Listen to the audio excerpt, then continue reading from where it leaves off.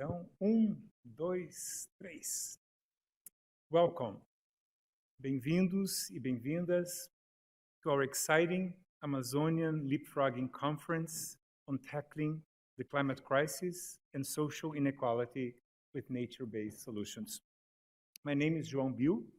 I'm a professor of anthropology and the director of the Brazil Lab at the Princeton Institute for International and Regional Studies, which is hosting this event. We have a gathering here of individuals and institutions that really care deeply about safeguarding Amazonia. And you are here because this problem needs all of us to put our best selves forward to think through the future and our place in it. I also want to thank the audience who is watching this afternoon's event online. We couldn't be prouder to bring to Princeton some of the most prominent and capable minds to give this vital planetary nexus a chance. The home of hundreds of indigenous groups, Amazonia has more species of animals and plants than any other ecosystem and is a major carbon sink that remains under threat. Me and you, we got more yesterday than anybody. The Princeton Nobel laureate Toni Morrison wrote in Beloved, both indicting this country's foundations built on slavery and affirming the need to consciously make futures. For futures are not given. As she put it, we need some kind of tomorrow. After all, our time is specialized in producing absences, reminds us the Brazilian indigenous leader Ailton Krenak in his potent manifesto, Ideas to Postpone the End of the World. My provocation about postponing the end of the world, Krenak says, is exactly to always be able to tell one more story. Some kind of tomorrow to tell one more story. In October 2019, when we gathered right here for the first Amazonian Leapfrogging Conference, our wonderful Princeton scientist, Stephen Pekala, who is here with us today, and Elena Shevlyakova, I don't know if Elena is here, but she will participate in a few sessions, we know, helped us visualize with their powerful and instructive models what the world without the Amazon deforested and turned into cattle pastures would be like in 2050. A most worrying scenario for Brazil, the continent, and the planet. Completely eliminating the forest, of which we already lost some 20% in the last 50 years, would make the region's temperature get up to 4.5 degrees Celsius hotter, making it practically uninhabitable, dramatically altering rainfall patterns, with catastrophic consequences for agriculture and energy production, not to mention the genocidal toll on the incredibly rich human and non-human forms of life that make the forest and are made by it. Without the Amazon, average temperatures worldwide would rise 1/4 degrees Celsius, making it impossible to achieve the aspirations of the Paris Agreement. This is not the story we can live by. Yet, since 2019, the situation in Brazil has further degraded. Under an authoritarian government, we have witnessed an accelerated march of extractivism and illegality in the rainforest, and extreme violence against indigenous peoples amid generalized poor living standards. Indeed, the news on this front is bleak, unless we take really significant public action. A different kind of tomorrow. Some key elements of that story in the making are here. For the past 3 years have been also marked by an unprecedented push to put Amazonia, the forest, its peoples, biodiversity, and environmental services at the center of the creative mobilization of scientists, indigenous environmental activists, policymakers, business innovators, and social entrepreneurs, and especially young people. Some of these very best hearts and minds are here today. Thank you for joining us here. And thank you for your work.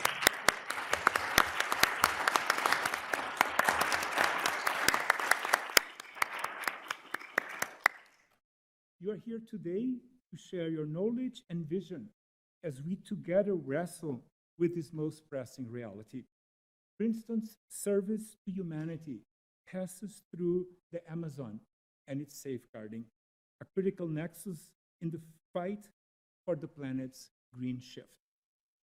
Princeton's Brazil Lab has been most fortunate to work in partnership with Amazonia 2030, Amazonia 2030, a remarkable interdisciplinary and cross-sector initiative led by environmentalist Beto Verissimo and economist Juliana Assunção, and that is the largest push to systematically study and identify solutions based on alternative and actionable evidence for fusing conservation and socioeconomic well-being in the Amazon.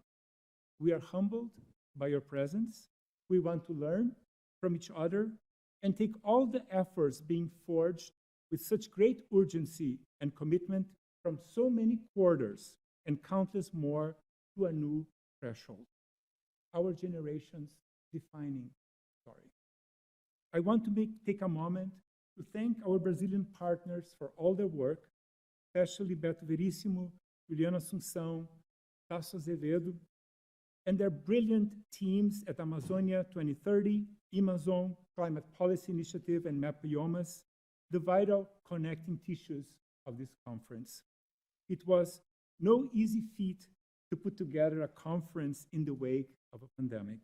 And I really do not have enough words to thank Miquel Mugi,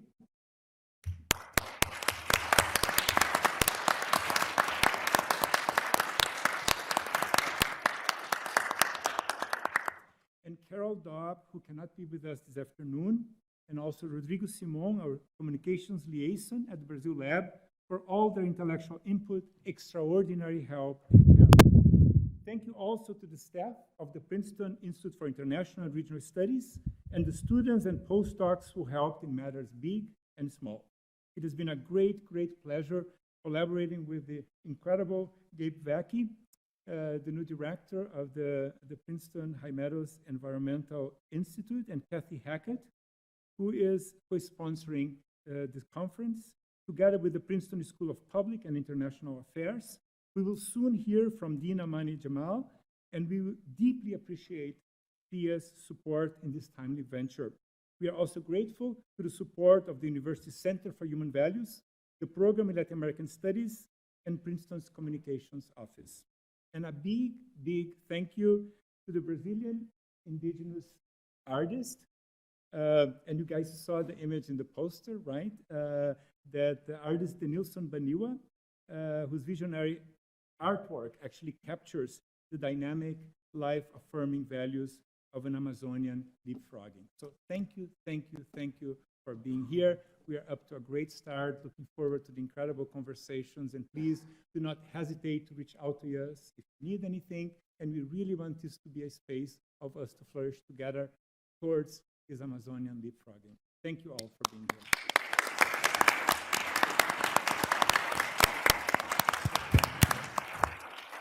And we now will hear some welcome words from our own Gabe Vecchi. Well, wow, thank you for some beautiful words. And I'm going to keep my comments very brief. First, I would like to thank all of you for having made the time, for having taken very probably challenging transportation. I know how hard it is to get in and out of the country nowadays. And so this sort of demonstrates the importance of this, right? The commitment that you've made to come here. So thank you so much. And thank you for the attention that you're giving these very important issues. From the High Meadows Environmental Institute, Princeton's Environmental Institute, I'd like to also just offer our gratitude for being able to be a part of it. This is an exemplary event. It follows in the past from the preceding leapfrogging event And I think it creates a wonderful template for how to address globally challenging problems that have such a connection to place, right? So as I think about the Amazon, one of the things that stands out to me is both sort of the global nature of the Amazon. It is fundamentally connected, both in its inputs and the influences to the Amazon, but also in the influences of the Amazon to the globe. But it is also connected to place.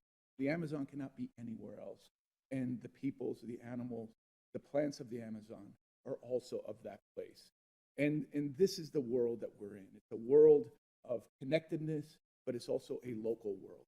And how do we navigate these multi-scale fundamental interactions, I think is going to be a challenge that repeats itself, is presently repeating itself.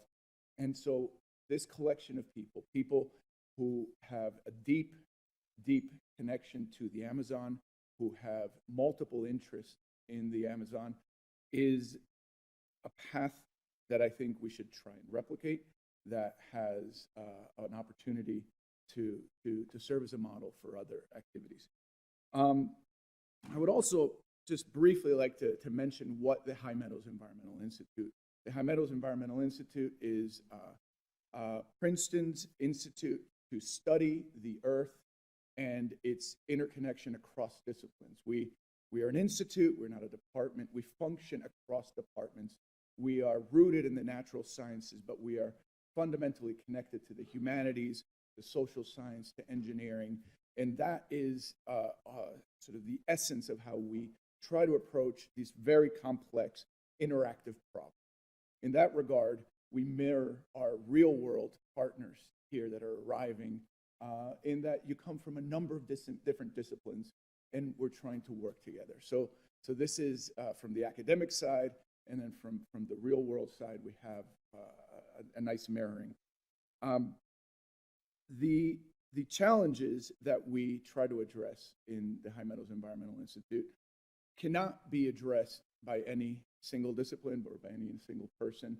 And in order to advance these important issues of climate change, issues of biodiversity, issues of food insecurity, we try to build both advanced scholarship, right? The world's best research that we can do, educate the next generation of leaders, but for it to be effective, we need to work with partners, the SPIA, peers, other parts of the university, but also our friends from outside. And so, again, I said I wasn't going to say too much, and it started to run away.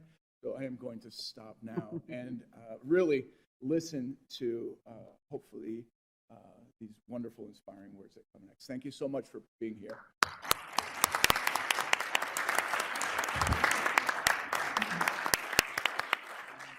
When we started the Brazil Lab, we took it as our motto: what can we learn from Brazil and Brazilians about the vital planetary nexus that the Amazon is? And no one else, Beto Verissimo or Tasso Azevedo, could have helped us more to get going. And we want to hear some initial words from Beto Verissimo. Thank you, João. Very briefly, one thing that when I visit Princeton first time back in March 2018, invite me to have a conversation with our dear friend Steve Kotkin, and he asked me what your kind of top list of wish list. I like to use your convenient power for high-level conversation about the future of the Amazonia, because I anticipate that we are going to have a hard time ahead. So thank you very much, Princeton, in particular you, João, because you have been very instrumental to help us to put people from Brazil and here together in this conversation. Then we did the first Leapfrog Amazonia 2019, and from that moment, and two things happened in 2019. One, I was traveling with my dear friend João Moreira Salles, and I visit another good friend that here, Caetano Scanavino, and we have a conversation about our kind of mission card. Think about the mission card. My mission card has three parts. First, when I came to the Amazon 35 years ago, I was really trying to understand the deforestation dynamics. And by understanding, using science and evidence, try to find a way to address the problem, find the technical, the technological, the social science element. When the political opportunity arrived, we were ready to make a blueprint kind of advice and that make a huge difference. And at some point, Brazil has reduced deforestation about 80%. There was a lot of knowledge behind, a lot of lessons learned behind. The second really mission is related to conservation and the biology aspect. And I think Brazil in the same period of time has created a huge amount of protected areas, bigger than France, in a very short period of time. And that's the two elements that we know how to do. But the third element, we don't know yet. Actually, how to developing the region and keeping the forest and improve the living conditions of it. That's basically, that put us in terms of the Amazonia 2030. And that's the challenge that we have working together with more than 60 different researchers in Brazil. We brought the best minds in the country with my friend Juliano. And again, that was a moment to think about 2030 because it takes time to get there. But it needs to start right now. And this kind of mosaic of people here that represent indigenous communities, scientists, political government officials, social entrepreneur, NGOs. It's kind of, I was talking with Person Lambran and say how to select a kind of 100 people put together in this kind of diversity group. They have this 2 days event to learn, to share knowledge, and to make commitments. Commitments for me is the most important thing for the end of this conversation. Commitments of working together, because we have a lot of work ahead. And if you don't operate in a collaborative way, we are not going to solve the issue that we have faced. So thanks again. It's my pleasure to be here with you guys.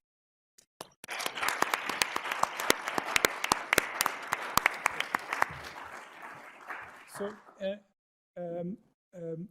we were going to have Estevam Chavata, a wonderful filmmaker here. Unfortunately, he couldn't join us.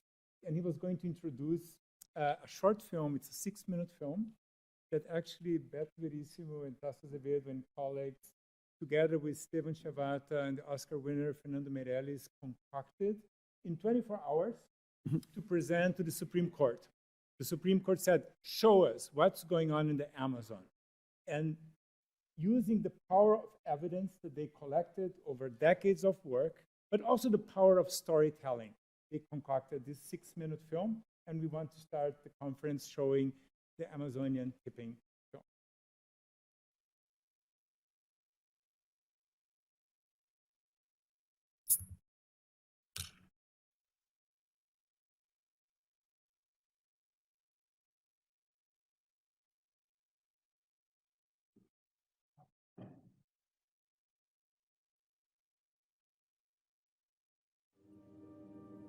Brazil is an agricultural and energy powerhouse. Our agriculture sector is one of the most competitive in the world, producing food for billions of people. Our hydroelectric plants provide the country with clean electricity and put us at the forefront of the fight against climate change. Brazil has these advantages for a reason that is hidden in plain sight. It's because half of its territory is home to the largest rainforest on Earth, the Amazon. It creates the environmental conditions necessary for Brazil's success. Amazonia is cut by the largest river and drained by the largest hydrographic basin on the planet. It holds 20% of the world's available fresh water. But the rivers that flow on its surface are only part of the story. The forest itself creates another river, in the air. Trees recycle moisture that comes from the ocean, producing what meteorologists call low-altitude jets, also known as flying rivers.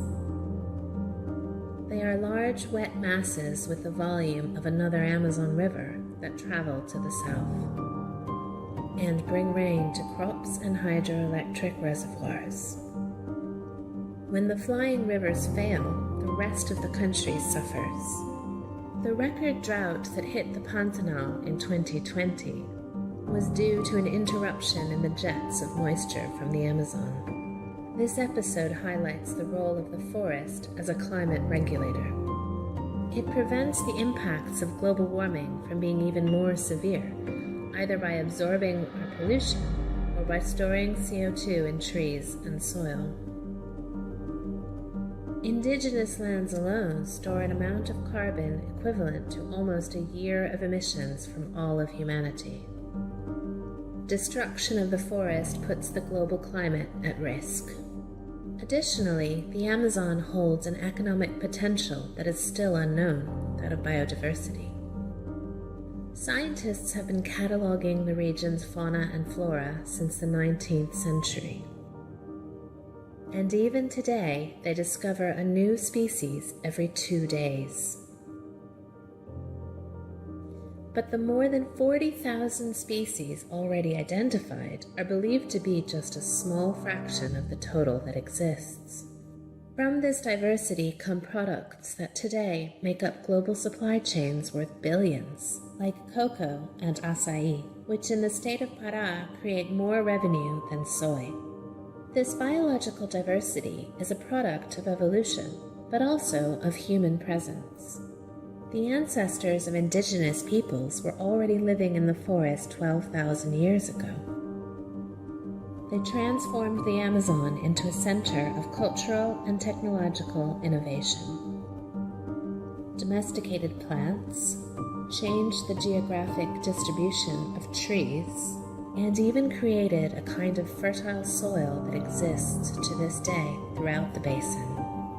Even though they suffered multiple genocides, indigenous peoples still live in the Amazon, representing about 200 peoples and speaking 200 languages. And they continue to cultivate and protect their territories. And they are not the only ones that benefit. Recent studies show that forests in the Amazon can produce the equivalent of $100 billion per year in environmental services, which is equivalent to the total agribusiness exports of the entire country. This balance is threatened by deforestation, the destruction of the forest. Since the 1970s, Brazil has seen in the Amazon the largest elimination of a natural ecosystem in human history. By 1975, only 0.5% of the Amazon had been deforested. In 1990, we reached 5.5%. Today, 20% of the original forested area has been destroyed. In less than 50 years, we have lost an area almost equivalent to the territories of Germany and France combined. Another 20% have been degraded by fire or predatory logging. The vast majority of this deforestation is criminal. 1/3 of it results directly from land grabbing, the name given to the illegal appropriation of public lands. Almost 99% have some indication of illegality. And public agencies took action on less than 5% of deforestation alerts. From 2004 to 2012, Brazil adopted a successful plan to reduce deforestation. The devastation fell by 83% in that period. Then it went up again, and as of 2019, it has been out of control.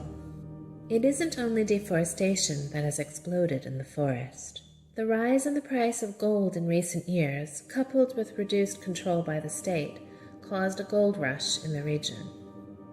Illegal mining has grown threefold in the last decade in the Amazon in general, and almost fivefold in indigenous territories. The destruction is ongoing, scarring the forest and contaminating the waters, fish, and people. 75% of the population of Santarém, one of the largest cities in Pará, has mercury in their blood above acceptable levels. In the region of the Tapajós River, the mining mud extends for more than 500 kilometers downstream. This year, it produced shocking images of the murky water in Alter do Chão, a beach in Pará considered one of the most beautiful in Brazil. But the effects of the devastation and illegal activities extend much further. Deforestation is heating up and drying out the Amazon. This increases fires and weakens the flying rivers. Even worse, it turns the forest into a carbon bomb. In 2021, a study showed that parts of the Amazon already emit more carbon than they absorb. Grim confirmation of predictions made by scientists 30 years ago. The destruction leaves the forest more vulnerable to the effects of climate change, and that combination is pushing it to a tipping point, in which the biome that protects Brazilians and their neighbors today turns into a risk to their well-being, to the national economy, and to the entire planet.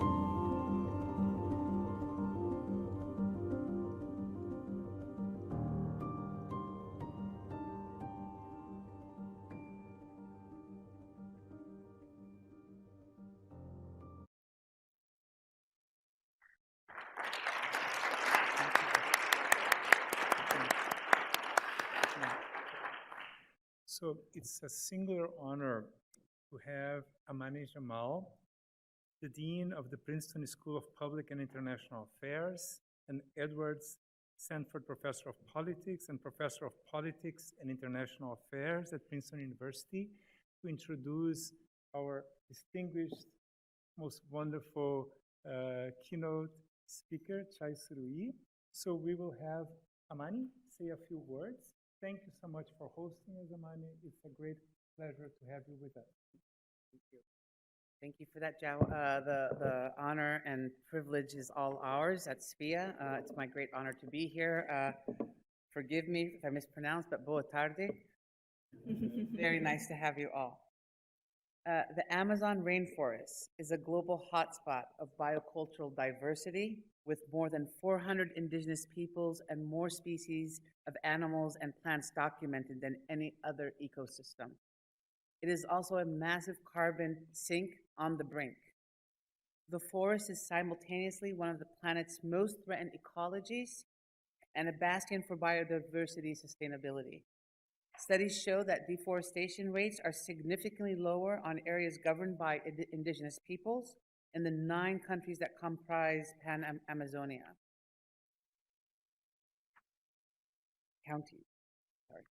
This is particularly noticeable in the Brazilian Amazon that encompasses 60% of the basin. Currently threatened by illegal logging, mining, and megafires, indigenous leaders such as Ailton Krenek rightfully critique the ways in which dominant powers suppress diversity and negate the plurality of forms of life and existence. There will be no future for Amazonia if indigenous knowledges are not fully appreciated and foregrounded. This thought resonates with the powerful message that our distinguished speaker, Chai Surui, delivered in the opening of the COP26 in Glasgow last November. She said, "The earth is speaking. Indigenous peoples are on the front line of the climate emergency, and we must be at the center of the decisions happening here." The new face of Brazilian indigenous and environmental activism, Chai Surui, is a member of the Surui people from the Amazonian state of Rondônia. She did not fall into activism by chance. Her father, Elmir Surui, is a leading figure in the fight against deforestation and to guarantee indigenous rights and well-being. He visited Princeton for our first Amazonian leapfrogging conference in 2019.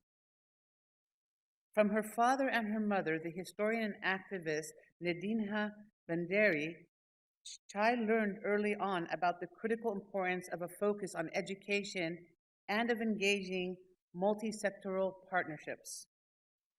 Nedinha is the main character of the documentary film The Territory, winner of this year's Alex Pritz Sundance Film Festival Award. Chai Cherie studied law and now works with a legal team at the nonprofit Kainindi. Her work centers on combining the agendas of climate and social justice, knowing all too well the crucial role of indigenous peoples in protecting ecosystems and the necessity to create nature-based solutions to enhance these peoples' livable futures. One of the most active voices in the fight to safeguard Amazonia and to protect its guardians, Chai is a youth leader and has a powerful international and social media presence. She is also a columnist for Folha de Sao Paulo, Brazil's main daily newspaper. Our school is deeply honored to host this trailblazing cross-disciplinary event that has been co-organized with the Brazil Lab at the Princeton Institute for International Regional Studies and the High Meadows Environmental Institute. I especially commend and thank my colleagues, Xiao Bao and Tomás Fujiwara, leaders of the Brazil Lab, for their efforts in organizing this event. They've put together a remarkable interdisciplinary program that not only is inclusive and academically rigorous, but also will focus on concrete policy proposals and will highlight social and political innovations emanating from the Global South. And I just want to take a moment to say, for me as the new dean of SPIA, this is my first year, this vision is particularly important for us as a school and our community. It speaks both to our focus on internationalization, but internationalization in the form of what we see here, where our colleagues from Brazil are here to enlighten us and to educate us about the struggles and challenges that Amazonia faces. This is internationalization at its best. And it speaks to our commitment to diversity, equity, inclusion, where we are hearing from our colleagues about indigenous experiences in the Amazonia. I couldn't be more thrilled and honored to be hosting you here at SPIA. I heartily welcome all you distinguished guests assembled here. I too wish you all very productive and creative exchanges as you seek to identify the key drivers for the conservation and development of a low-carbon economy with social inclusion that pays attention to the dignity and the rights of the people of the Amazon. These efforts, of course, will have to find support from the larger global community, and I hope that we can serve as a platform to help elevate your voices and magnify your voices. It is fundamental that Princeton continues to foster spaces for conversations across stakeholders and sectors, including academia, government, business, afflicted communities, and activists, on this pressing challenge of our times. This conference supports many of the priorities I and the SPIA leadership have mapped for the school, including a focus on making concrete policy proposals and engaging policymakers at all levels of government, both locally, nationally, and internationally. Elevating the expertise of SPIA community members is vital in these global conversations, and again, just to emphasize, supporting the inclusion of indigenous peoples in policymaking affecting their lands and daily lives. We are immensely proud to have the visionary Chai Cherie giving the opening remarks of our Amazonian Leapfrogging Conference, which seeks to set an innovative agenda to safeguard Amazonia for Brazil and the entire planet. Please join me in welcoming Chai Cherie and the peoples and just causes she represents to Princeton University. Thank you.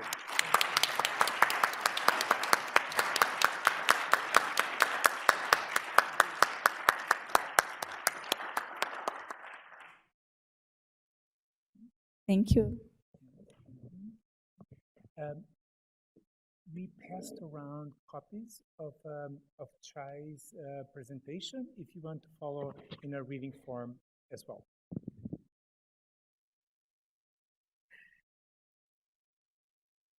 The land on which we gather is unset traditional territory of the Nanticoke Lenape tribal nation. I ask permission to speak, and I stand in solidarity with the indigenous nations who come from this place. My thanks to Princeton University and to the Brazil Lab for the invitation. I am an activist of Paitesrui people of the 7 de Setembro indigenous land in the Brazilian Amazon.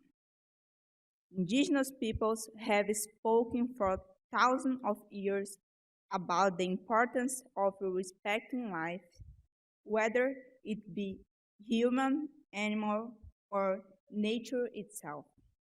For a long time, we lived in harmony with the forest. When colonizers came, they invaded our lands, threatened our lives, and destroyed our forests. They brought many diseases and death. Some peoples are almost completely destroyed, and others are no longer with us.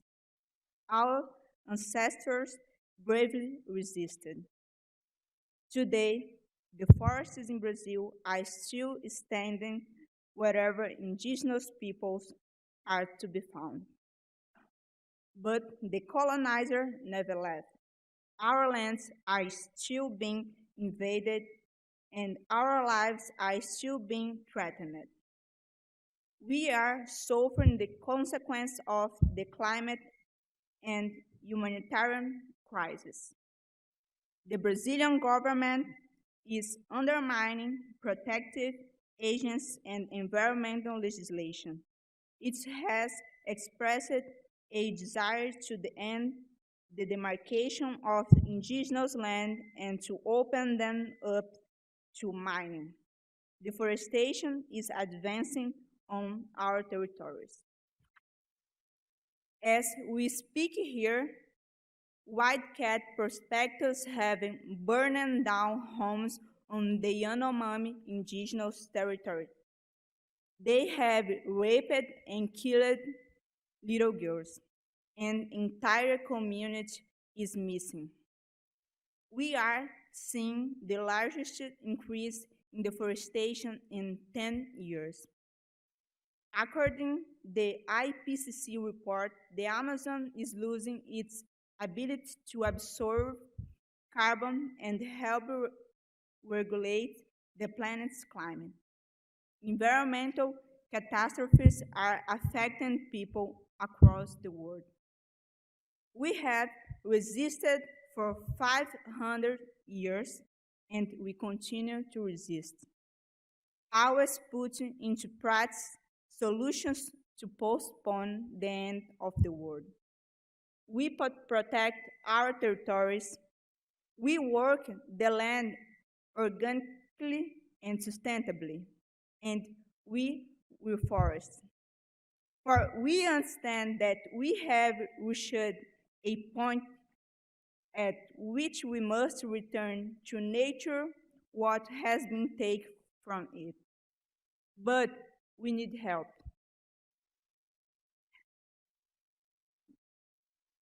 To carry our strong and restore equilibrium to the planet's climate. For that to happen, indigenous people will have to occupy spaces of discussion and construction like this one, here at Princeton University. Indigenous people's presence in Congress, universities, in companies, and in the media will be essential to turning the climate crisis around. Because we cannot arrive at the different solutions if the same people keep deciding on the present and the future for all of us. We urgently need laws banning the importation of products tied to deforestation, and we need these laws to include human rights violations. We must arrive at just transition so that nobody is left behind. We should remember that we cannot save nature unless we save people protecting it. Everyone must understand the importance of the forest and of indigenous peoples in attaining climate justice and for the future of our planet. We need genuine, concrete action in order to keep on fighting for all of our lives. Thank you.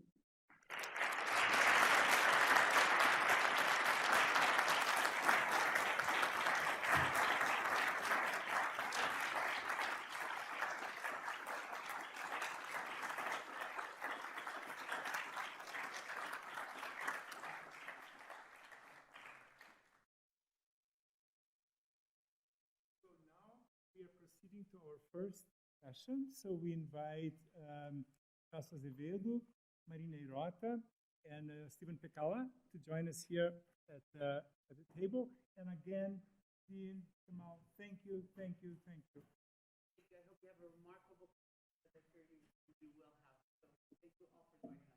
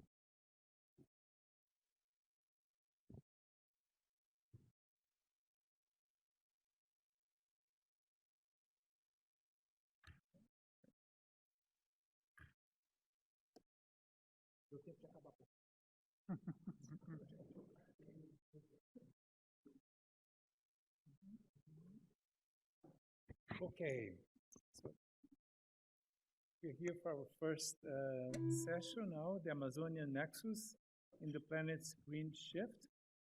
I will be moderating the session, and we have a presentation from Tasso Azevedo, and then a presentation from Marina Irota, and we will hear comments from our own Stephen Pekala.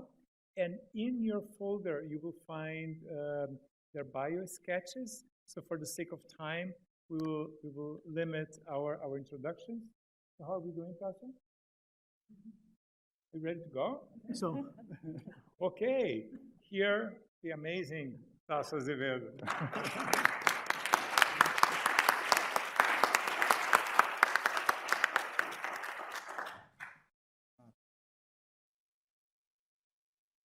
okay, so first, thank you for all the work to put this conference.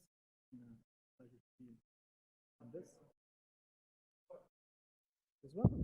Oh, good.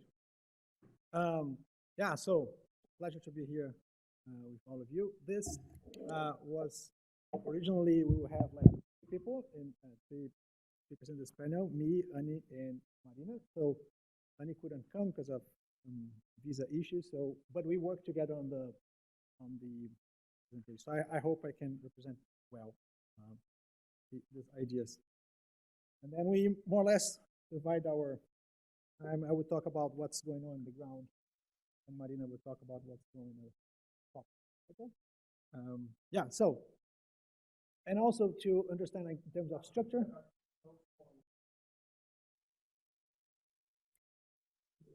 Aqui? Ah, aqui, ó. Aqui, pronto. Vai cair. Boa. Estão ouvindo o Tasso agora? Vamos ver. Boa. Great. So, also in terms of structure, this panel is about the problems, and the next panel will be all the solutions with Beto and so we point out the problems for the solution. Okay. So I'll start with this picture. Most of you in Brazil see this picture before. It looks like the first time I saw this, when somebody sent me by WhatsApp, I thought that it was in Africa somewhere, and it was fake news. And then somebody pointed me out for the church there and said, well, I think this is really in Franca, in São Paulo. down São Paulo. So this is sandy storms. It's something that we haven't heard about that before in Brazil. And it happens in September 26th last year. And then we're kind of analyzing where it comes from. So this is where this city is located. It's in the São Paulo state, very far from the Amazon. What we have when we look at the satellite image to understand what we have in this, what could be causing this, this specific circumstance, you see on the map on the which we have the pink colors and so on. Right? What you see there in the top is Franca, the city where the picture was taken, and then down here you see on pink is everything is sugarcane.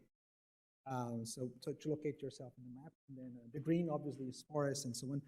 And then we have the two satellite images from this place on the Sentinel image. One showing the situation on September 6th, and the other one is on September 11th. So what happened here is that this whole area, which is pretty big, got burned. It was a sugarcane area. It was harvested, and after harvesting, when you have all those, the leaves are in the ground, the organic material was there, and they actually they don't want this to be burned because it's good for fertilization of the land. But it was so dry that actually it got on fire, and in certain places it actually burned the infrastructure of the farms, right? And so after burning, the soil was not protected, and you have all this sand there. And it was so dry, you can see on this slide here, that was so dry that the humidity from the Amazon was not able to get into this region. And so it was forcing to pass through. And once it's like when you try to open a door, if someone is locking the door, like you make a lot of force, and suddenly it happens that it opens, right?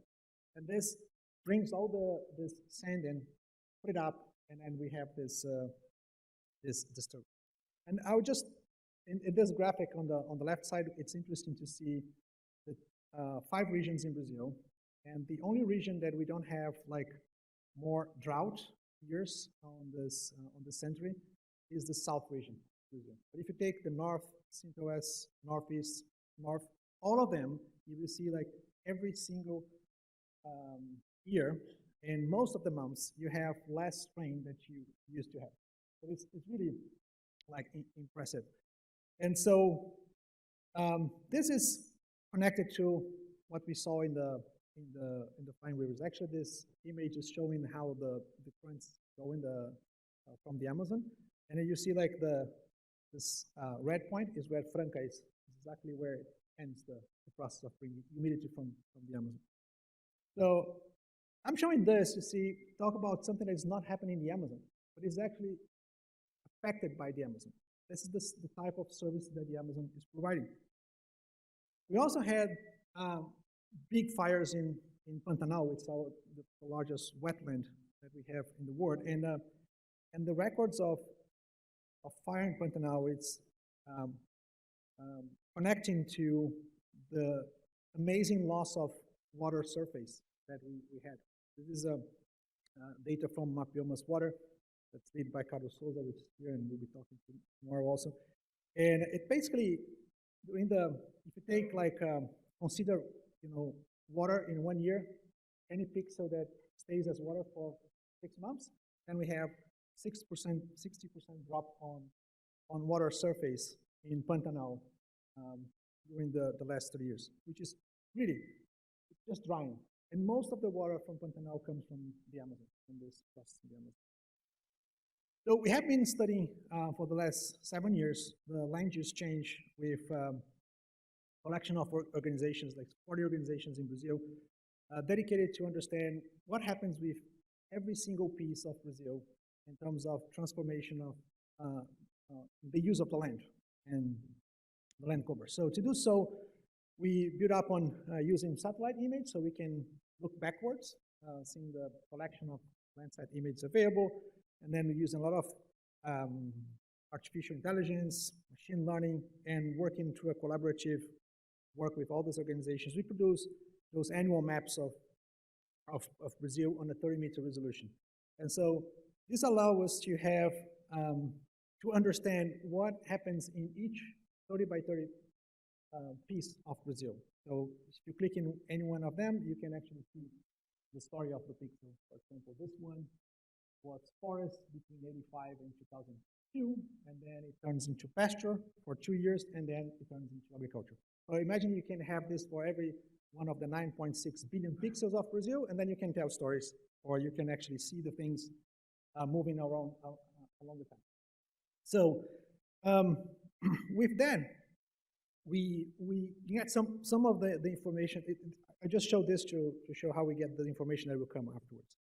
So today, we have 82% of the Amazon with native vegetation. But that doesn't mean that this is all preserved or conserved.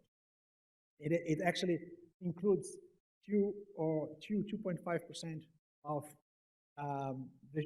vegetation, which is secondary vegetation. It's kind of a regrow.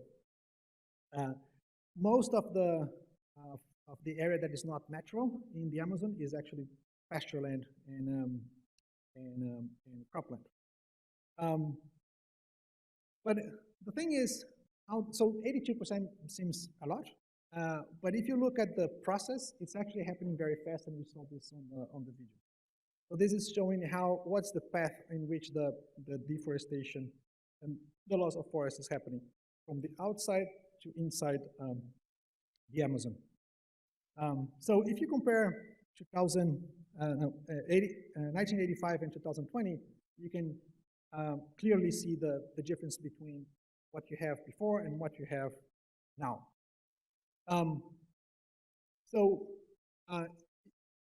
This map shows like how this is growing. So the yellow is the old deforestation, and the red is the more new deforestation. So it's actually going towards inside the Amazon.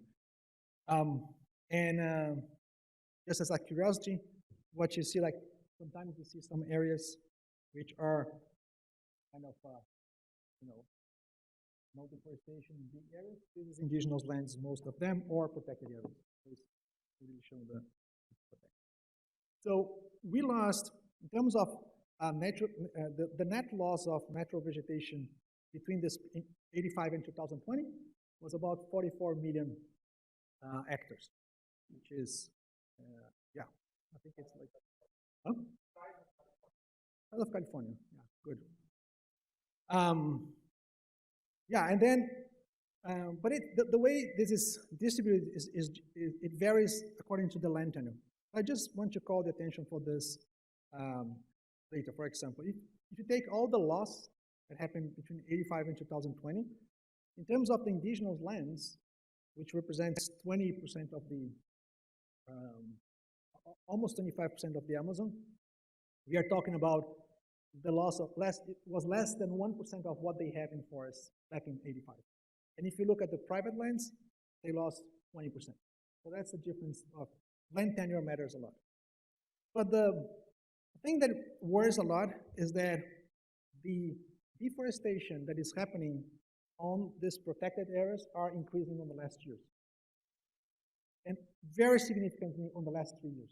And that's what it's showing here on the right side. That's a nice study published by IPAN on those numbers. So in the last 5-6 years, you see like the deforestation growing up on indigenous lands, growing up on protected areas, growing up on undesignated public areas. So it's actually growing up on all the public land, and especially on the undesignated protected areas. And so this is like an increased pressure from areas that before was vividly protected against this type of effect.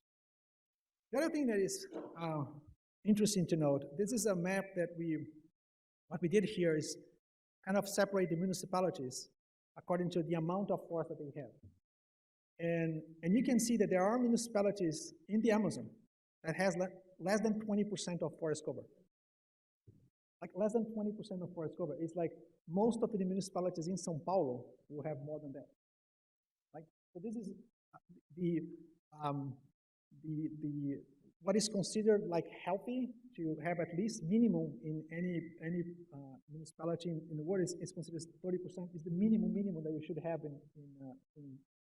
in forest cover, and we have a lot of municipalities already that don't have that. So there are places in the Amazon that the question is not anymore whether you are protecting, it's whether you are recovering those areas. But that's not the whole story. Apart from that, there is all the degradation, right? Which is another big piece. Carlos Souza is devoting a lot of time. Ernie also. We are actually creating a new group in Mapiomas just to think about this degradation issue and understand what's going on. And so the numbers we have now is that degradation could represent somewhere like 20%, another 20%. But I mean, the first, and Carlos will show some numbers tomorrow that I think will convince. Well, I'm convinced that it's more than 20% after seeing some of the numbers. Like, but that's what we have. So we have things like gold mining, which is just exploded in the last years because of the price of gold, but also because of the attitude that we have now in Brazil, especially from the current administration, in terms of kind of instead of facing and stop and prevent the illegal mining, is they are trying actually to legalize the illegal mining, and then it's really exploding. And the consequences are not just like, well, in the place where you have the gold mining, which, but it's actually going much further. Those images here, for example, in the left side here are the same river with the image on May 2019 and then in June 2021, and then you see like the impacts of the gold mining that's happening just like on the down here. That's here. Exactly, you see the impact all the way up to the conjunction of the river. Oops. Here, right?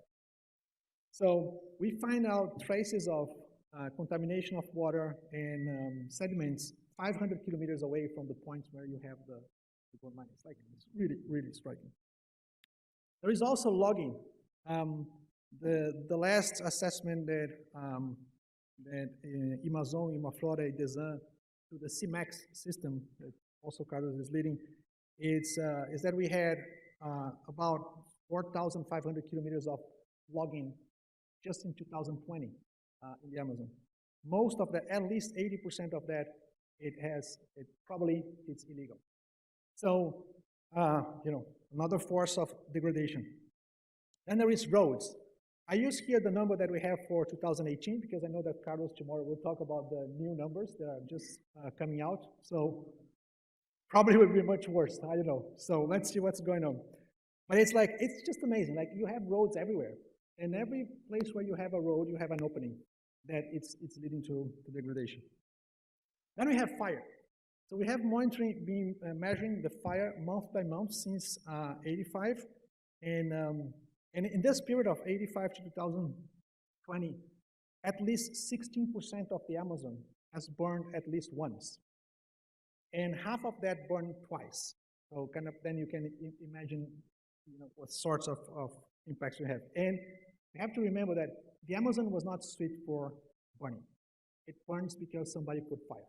There's no self-burning, natural burning in the Amazon, or it's a very, very, very, very rare event. So there are some good news on the other side. There is a lot of regeneration happening. Unfortunately, the regeneration in the Amazon is not due to a kind of a proactive action or a deliberate action to recuperate something. It's just result of abandonment. So the land gets abandoned, and then it kind of starts to regenerate. So this is 13.2 million hectares that we find out with at least 3 years of age in terms of regeneration, which is, let's say, 3 times the state of Rio. So good, right? Yeah, but the problem is we are also cutting down those regeneration. And if you take all the deforestation, including primary and secondary forests, the deforestation secondary forest is about 1/3 now of the deforestation that we're having. So even what we are trying to regenerate is not actually progressing as it should. This results on many things. One of them is that we have like we are the 5th largest greenhouse gas emitter in the planet. And in terms of land use and land use change is the main source of our emissions. 75% of our emissions come from there. 46% came from just the land use change effect. And for this number, 2/3 comes from the Amazon. So big, huge source of greenhouse gases coming from there. And you can see that, for example, in 2020, while the world decreased the emissions by 7-8%, Brazil actually increased 9%. And last year, when we calculate this by the end of this year, we will find out that it grew again because of the increase on deforestation. Other interesting things is happening is related to the water. So when measuring the water surface, what we find out is that there is a decrease on the natural water surface and an increase on the artificial water surface, which is, in this case, most of that is growing on dams on rural properties. So, and if you see that, this light blue, it's happening on the borders of the Amazon, where you have most of the deforestation. So you have the deforestation, get drier. When it gets drier, let's make some reservation for water, like to have some water saved or to use when feed animals or for your plantation and so on. So every time you make more of those, and every time you have another drought, more of those are made, and they are capturing water in the upstream, and then less water is going to the natural environment. So the Amazon is getting drier, and I think we will hear more about that with Marina, but the most important point here is that it's estimated that we are increasing the dry season in the Amazon by 1 week every decade. And so if we go in the path that we are right now, the same speed, this would be like optimistic, then by 2030, we will not be able to have the double cropping in most of the borders of Cerrado and the Amazon, because there will not be sufficient time for having the second crop unless you do it with irrigation. As for biodiversity, you saw this number that I find very striking, that we still discover 2 species, one species every 2 days, like 3 per week. But then the other side of this is that the estimation we have now just for trees is that we are losing 1 species of the 10,000 trees that it's estimated that we have in the Amazon every 2 days. That will be the speed. So it's like we are losing the biodiversity faster than we actually know the biodiversity, which is kind of crazy, right? So, and we do all of that for what? This is the end result, like the land use of the Amazon after you have the deforestation. Some of you have seen this picture before with a different format, with different numbers. Then we were using a study from Embrapa before, and now we are using the numbers of Mapbiomas and consolidating the whole period of 85 to 2020. And it's really striking. 74% of what has been converted has been converted in this period is now pasture. And most of that is degraded or very low productivity pasture. 17% is abandoned and is regenerating. That category that I showed before. And only 9% is being used, let's say, on agriculture or intensive use, like urban areas, mining, and so on. So what we are doing is actually exchanging the services that the Amazon provide for this. That's what we are doing today. And I think that our challenge is to shift the way we are doing this. So for a long time, innovators all over the world have been used like solutions that are inspired in nature. Like we heard a lot about that, right? Like inspired in nature. Like for example, you have robots that coordinate between themselves, and it's inspired. The model is inspired on how the ants collaborate between themselves. So you have things like this, right? Inspired in nature.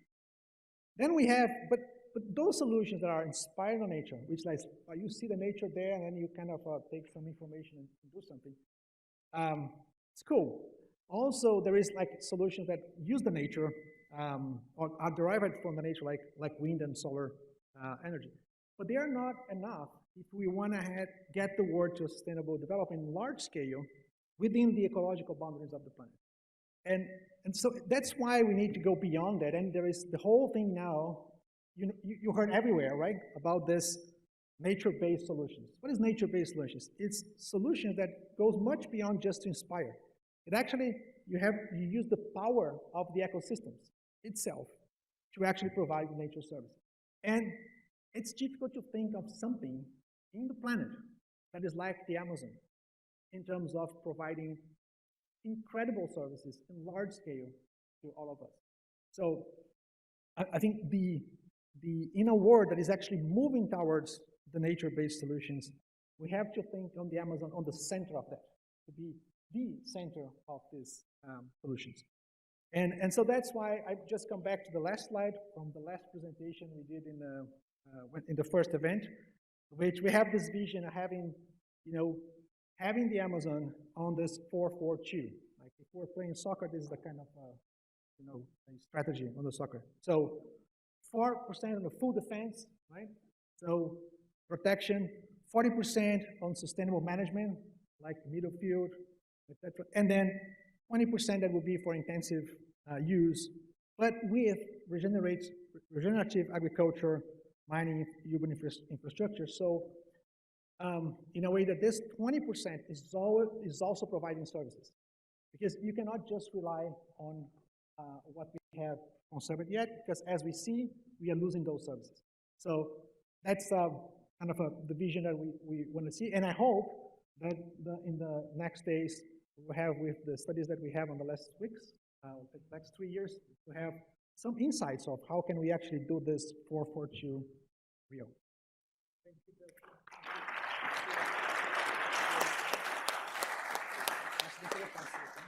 Thank you. Thanks so much, Tasso. So we will hear now from Marina Hirota, who is a professor of physics at Federal University of Santa Catarina, and we are so fortunate to have Marina with us for the next couple of months as a visiting scholar here at Princeton. So, and then after we hear from Marina, once we get the PowerPoint going, we will hear comments from Stephen Pekala, who is the Frederick Petrie Professor in the Department of Ecology and Evolutionary Biology here at Princeton. He is currently also a member of President Joe Biden's Council of Advisors on Science and Technology, and we are so fortunate to count him as a good friend of the Brazil Lab. So Marina, welcome to Princeton. Thanks so much for being with us. I'm going to test this first. Good afternoon, everyone. Can you hear me clearly? Yeah? Can you see the pointer here? Yeah, okay. So first of all, I want to thank João, Miquez, and the crew from the Brazil Lab for inviting me and for putting together this conference, and also Beto and everyone involved. It's a pleasure to be here, and it's a pleasure to be with Tasso and Annie remotely, I guess. But it's a pleasure to be here with all of you folks, and also Steve Pekala as well, to discuss and to come up with like ideas for the future of the Amazon. Thank you very much. Also, thanks for the film, which will make my job here easier, and also Tasso for the presentation before. So what I'm going to show you today is the two-ways path. Well, based on this two-ways path, I'm going to show you the things Tasso hasn't shown you before. So he has shown you deforestation, fire, and land use change. And what I'm going to show you is more the changes we see in hydrological cycle, particularly in rainfall patterns in the Amazon in the past 40 years, okay? And how these changes can influence and reinforce deforestation, fires, and land use in the Amazon. So first of all, I want to show you that the Amazon has been listed as a tipping element of the Earth system. So it's a bigger system than just the Amazon. And we are here, right? Here. And we are in orange because these tipping elements are listed based on the thresholds and the temperature of the planet that can, Greta Thunberg is defending 1.5, we crossed 1.6, and we are moving forward. And the tipping elements between 3 and 5 degrees are in orange, and we are here in the Amazon forest. And it's very important and remarkable to see that we are very connected to this thermohaline circulation. Is very important in Northern Atlantic to keep Florida warm, and also countries like England and Finland and Norway as well. This is quite important to regulate the climate as well, and also the El Nino in the Pacific, boreal forest, jet stream. So we are all connected here in the tropical zone of the planet, right? And also to other places of the Earth. So what happens in the Amazon is very important to the planet, to these other tipping elements that can turn the planet in an unlivable place to the human race, and to the biodiversity we host at the moment. So this is where we are in the planet. And then what has been changing in the Amazon now, and this is the graphical abstract that summarizes studies showing that 3 parts of the Amazon have been changing, and they have been changing differently. And this is, for me, very important, because if you see here, so we have temperature in this area, like central eastern area of the Amazon. We see temperature increases with a high confidence in blue. Rainfall patterns not changing in red with medium confidence. This is important because this is uncertainty associated with this. And lots of extreme events increasing here as well, droughts and floods increasing, meaning that we're going to have, or we have been seeing, increases in extremes of precipitation, like droughts and floods in this area in the past 40 to 50 years. It depends on the data we analyze. In western or northwestern Amazon, on the other hand, we see changes in temperature and increases in temperature in rainfall. So rainfall is increasing and floods are increasing. So clearly we can see an unbalance of conditions. And it's like when you drop a stone in a lake and then you have this oscillatory movement and it reaches different parts of the system. And what happens in there, so if you lack precipitation in one place, you're going to have precipitation more abundant in another place. And lastly, we have decreases in southern, southwestern, and southeastern Amazon, increases in temperature, which is consistent throughout the basin, and also increases in extreme drought. So this is the scenario of the state-of-the-art we have regarding climate variability and changes within the Amazon. Also, and more specifically related to the dry season that Tasso brought up in his presentation, we have an increase from the mid-70s. So you're going to see here a trend in increase of the dry season length. But it's not in the beginning of the dry season. It's in the end, which makes life a lot more difficult for plants because they're already under a drought period, and then it becomes longer, okay? So the dry season offset is delayed in about 15 days in southern Amazon specifically, where we're experiencing more extreme events of drought. Also, not only the length, but the intensity of the dry season, which is depicted here as this MCWD, and it accounts for the amount of rainfall that we have in specific places. So if you see like an arrow down, it means decreases. And the redder, the more intense the decrease is. So this is in situ measurements together with vegetation functioning, and the impact of decreases, the increasing dry season intensity here is that you have more plants that deal better with drought being recruited, and then more mortality of a species that deal better with more water, meaning that we are changing composition of these forests. You're dealing better with drought because the conditions are drier, okay?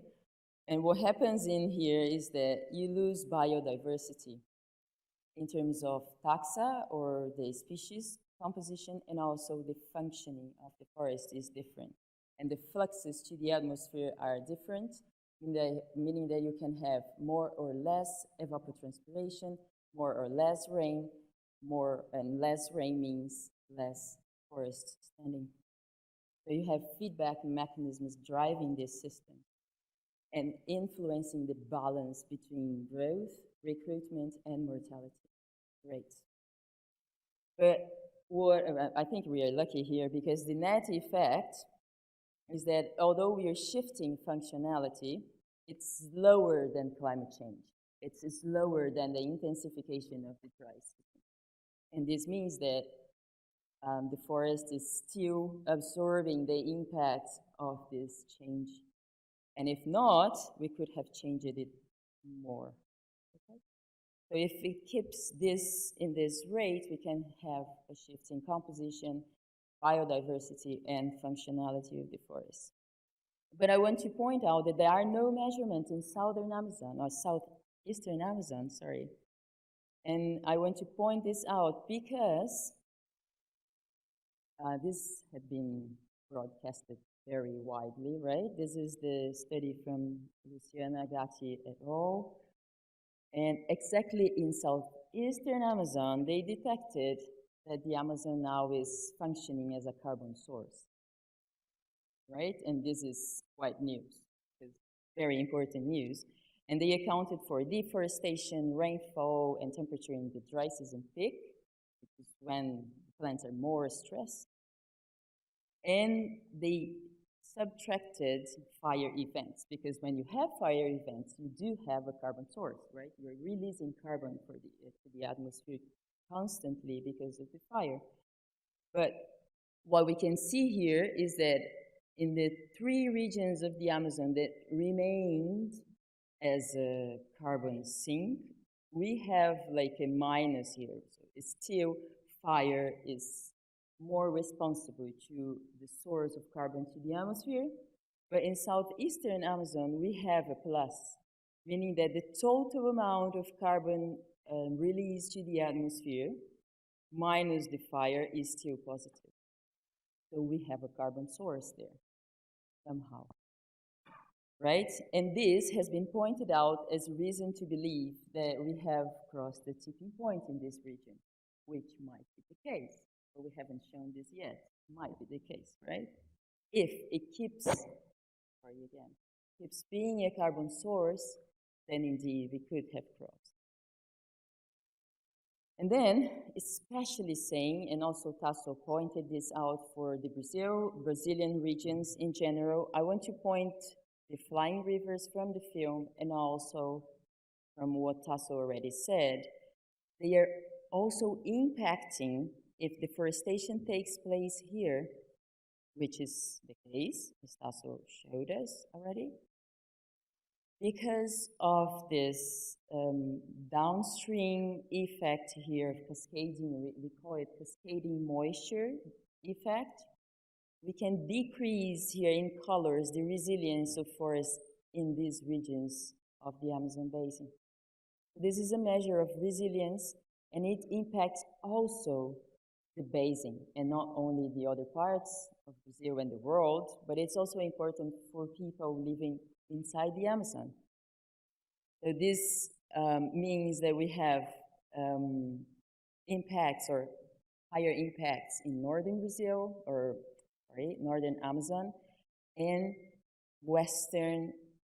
southwestern Amazon as well. So you decrease the resilience, the capacity of absorbing disturbances downstream of this flow, okay?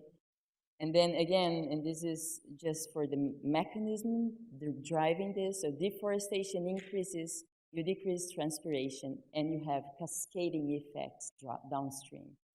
And this also impacts regions that are not necessarily experiencing droughts and fires and deforestation. Also, we have evidence for the entire basin losing resilience heterogeneously throughout the basin. 75% of the basin are losing resilience at the moment, right? Based on an indicator of the resilience that is very, very, very theoretical, but still we have seen this for the first time, and I think it's remarkable to see why, and a big why here. It accounts for precipitation, the precipitation gradient we have in the Amazon basin, but mostly, and I'm going to guide you through this, and I want you to pay attention to the black line only, because this is the most important for us here. So here we have resilience loss. Here, the higher resilience loss, lower resilience loss. And the black line shows us that the farther you are from human land use in kilometers, the lower you lose this resilience, right? So if you're close to a land use change, road, or anything related to human activities, the forest is losing more resilience than if it's farther away. Okay, and this is the big why of the paper. And then if we were losing resilience, either crossing or not a tipping point, or have been crossed a tipping point already, where are we heading to? So it has been hypothesized that savannization is one of the pathways we're experiencing, and indeed, especially the ecological literature says, in situ literature, not only modeling studies, but the potential trajectories we prepared here for the science panel for the Amazon last year says that native tropical forests can indeed become a savanna, but a savanna, and Amazonian savannas, for the ones who haven't been to an Amazonian savanna, they're a little bit less biodiverse than the central Brazilian savannas, okay? But the central Brazilian savannas are highly biodiverse. And what happens in the Amazon when you have wildfires is that savannas become less biodiverse and more sparse vegetation than a very high and tall forest and very biodiverse. And if you have deforestation plus fire, so we have a different types of compounding disturbances here, you can end up in an open canopy degraded forest. So this could be a savanna if you think about trees and herbaceous plants, but not necessarily as diverse as a savanna can be, especially in Brazil. And if you have deforestation, land use changes, and wildfires, you can be trapped in a closed canopy secondary forest, right? And then Tasso showed you lots of data about secondary regeneration. And So this is important just to highlight that we have different pathways for the forest, and again, heterogeneous responses, depending on the disturbances at play. And what about the future? What the future holds as for the Amazon? And there are lots of studies, and I'm going to summarize that for you here. And what models predict here for the future, and it's split in half here. So for the central, northern, eastern, southern Amazon, what we have is increasing temperature and increasing extremes, droughts and floods, and decreasing rainfall.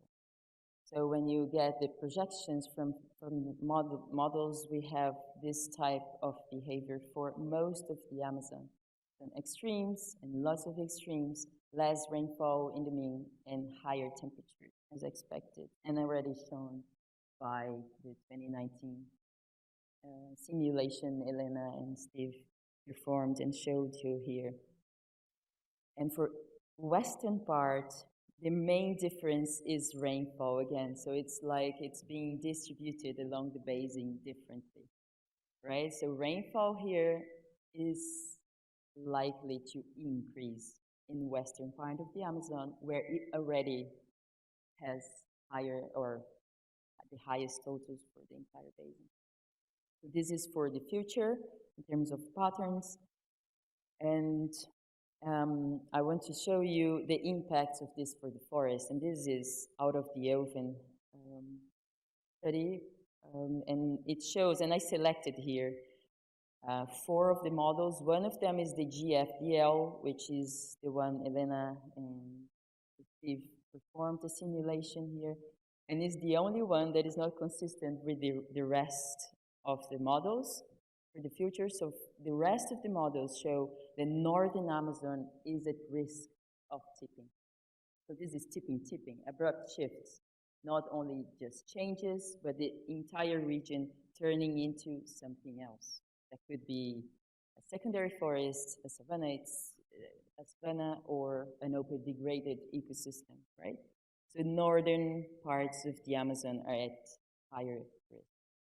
And this is news because we are focused on the arc of deforestation and southern Amazon as a carbon source, but northern Amazon can be in the future and a reason to worry.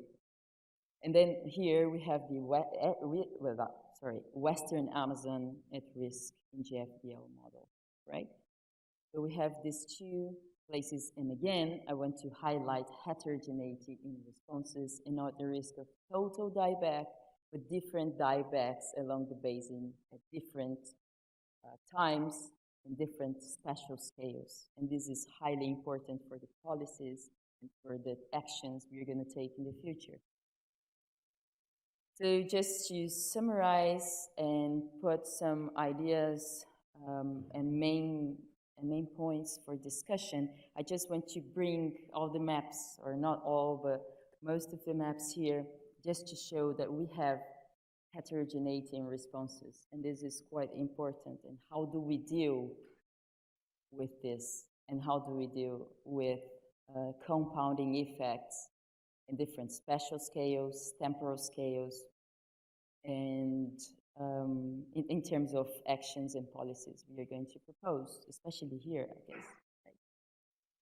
And second and finally, I believe myself that we have to choose whether we are going to, and I bring this figure that I like very much, the time here, and this is the Holocene and the Anthropocene nowadays, right?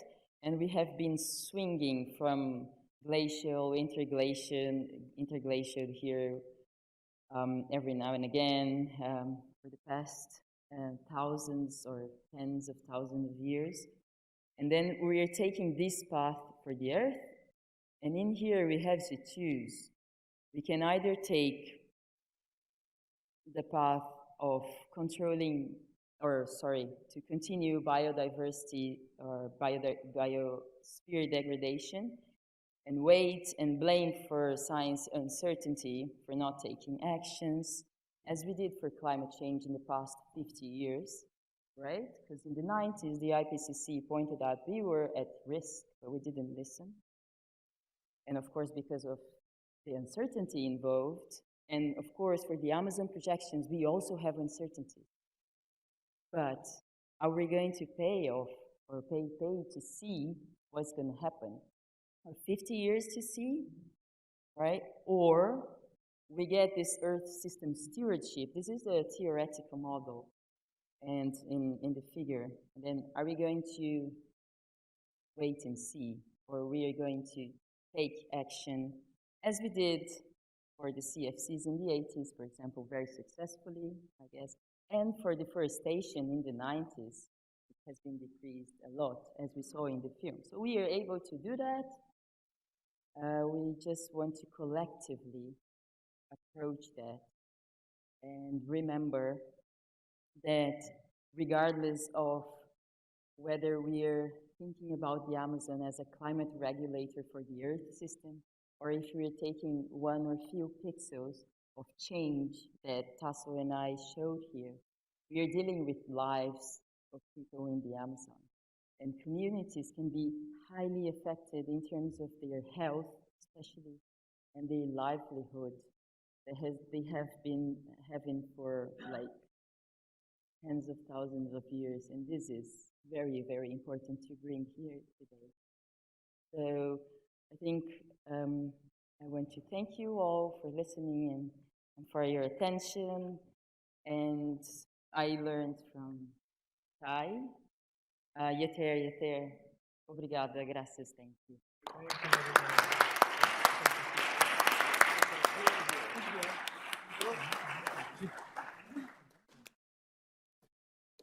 Afternoon, everyone. I'd say it was always a pleasure to be at this conference, but I don't know any other conference that makes me feel worse when I hear the story. The science that we've heard today continues to evolve, and the sort of the level of the science and the extent to which it has progressed is astonishing. So you're to be congratulated, as is the rest of the Brazilian community of scientists who's working to document and to establish what is actually happening. The story is amazingly more precise than it was even the last time we met just before the epidemic, so that we're watching the train approach the edge of the cliff with increasing clarity, and it's disturbing to say the least. So Marina, the first question's to you, and then I want to turn to Tasso.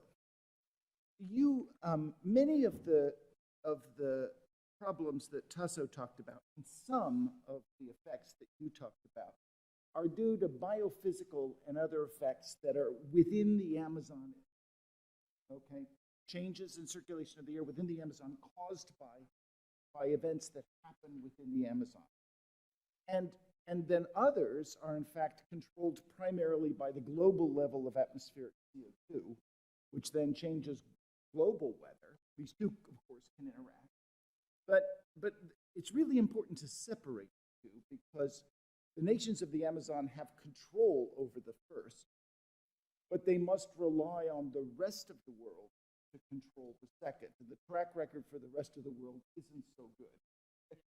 So the question for you is, how much of this is under the control of the nations of the Amazon? So that, for instance, because most fire is anthropogenic, a determined effort, even in the face of CO2-induced climate change, might reduce the fire feedback and prevent tipping. How much can the nations of the Amazon do by themselves control to keep from tipping over the edge?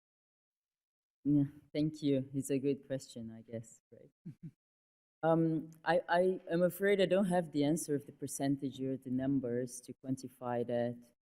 But from the studies I've seen, there are lots of uncertainties related to how the global disturbance in temperature can affect the regional climate in the Amazon. So this is key, I guess. If you think about how the models can really represent the regional climate of the Amazon, and none can. So far, they do a bad job, I would say, because they don't represent the amount and the gradient in precipitation. This is first, but taking into account that and the limitations and embracing uncertainty. So thinking about the anomalies from the models, I think still we don't really know how the regional climate can be affected. What we know is that eastern and southern Amazon can be highly affected, as I know. And then we don't really I would say we cannot really control that in the nations that encompasses the Amazon. This is for the world and for everyone, but still lots of uncertainty. What we can do is our job here dealing with deforestation, right? But I'm afraid I cannot really say how it's going to be affected because the representation is still. Yeah, I've never seen a study, for instance, in which there was active fire suppression. So let's suppose the thing starts to tip. The country gets mobilized, and then there's active fire suppression. Even in the face of climate change, is it possible to keep the system from to put the fires out? I don't know what the answer is. It depends on who you talk to about this. I'm If you talk sure. about climate, yeah, and I've talked to climatologists, and they say no. So if you talk to the guys from the IPCC, they say that 3.5, we're going to reach 3.5, and then or 3.2 degrees Celsius higher than the original temperature, and then the Amazon is gone because it's gone. Then if you talk to the guys working in ecology, they say the opposite. They say the forest will transform, will change, but it's going to be standing still. So it depends, you know? So this is like this problem with when you talk to large-scale people and to local-scale people. And of course, I think if you think about biodiversity, including cultural diversity, it's another story. Because, I'm sorry. No, I would just comment that I think the thing with fire in the Amazon is that it's intrinsic linked with deforestation. So I don't think it's possible to think in a scenario where you still have deforestation, you don't have the fire. That's right, but let's suppose that. That would be kind of curious. Yeah, I'm just curious about whether or not if the world doesn't get, let's suppose it stays on a 3-degree trajectory, right? And could Brazil save itself, right? Could the Amazon save itself anyway? And so that's the question. You're going to be here for a while. We should Test that. Yeah, we can find to work on that. Yes, yeah. So, We should test that. I don't know. So I'm going to ask Tasso the next question, and this is not really precipitated by. I have another one for you that is precipitated directly in reaction to your remarks. But since the last time I saw you in person, at least, there's been a COP26 agreement, and one of the side agreements, was 100 nations, Brazil also a signatory, with another pledge to halt deforestation, tropical deforestation. This one alleged to be backed up by about $12 billion in funding from nation states and another, I think, 7 point something from private companies.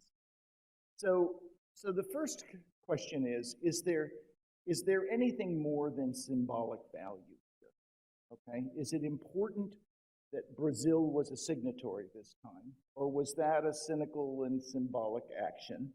Is the $12 billion, which we know the track record of pledges by rich nations to give money to poor nations, was that symbolic and cynical? Was the $7 billion from private companies greenwashing or for real? So what do you take from that? You take optimism, pessimism? You're not sure. Yeah, let's say the Brazilian signature, that was cynical in this current administration. But I would say that if you forget about the administration, think about the country, that it makes all of sense. Like as a country, fine for that, makes full of sense. Why? Because we will be the most important beneficiaries of, maintaining the by far, compared to any other place in the world. I think this is like makes, but but I think the way it's operating right now, it's basically symbolic because the mechanism, for example, that was defined for most of this funding, this REEF mechanism, pretty much difficult to operationalize. Long conversations about that, but it's the way it's designed is too complicated to be something that really will deliver on in kind of in the scale that we need. But I think the political sign that was having all of people there, it's important because I think as soon as people realize that this is too complicated, we can invent something put in place in terms of operationalize that can be much more straight. For example, the idea that we have been pushing, I think we talked about it, but I think the idea from you, anyway. It's that the thing that we should actually find a way, instead of be thinking about like paying for not emitting carbon or things like that, which is very complicated to measure, etc. Just like pay for the forest that is there. Because the forest has too much services, let's just pay for that. Any forest that you have more forest, you get more. It doesn't matter what you do with it. That's what's happening right now.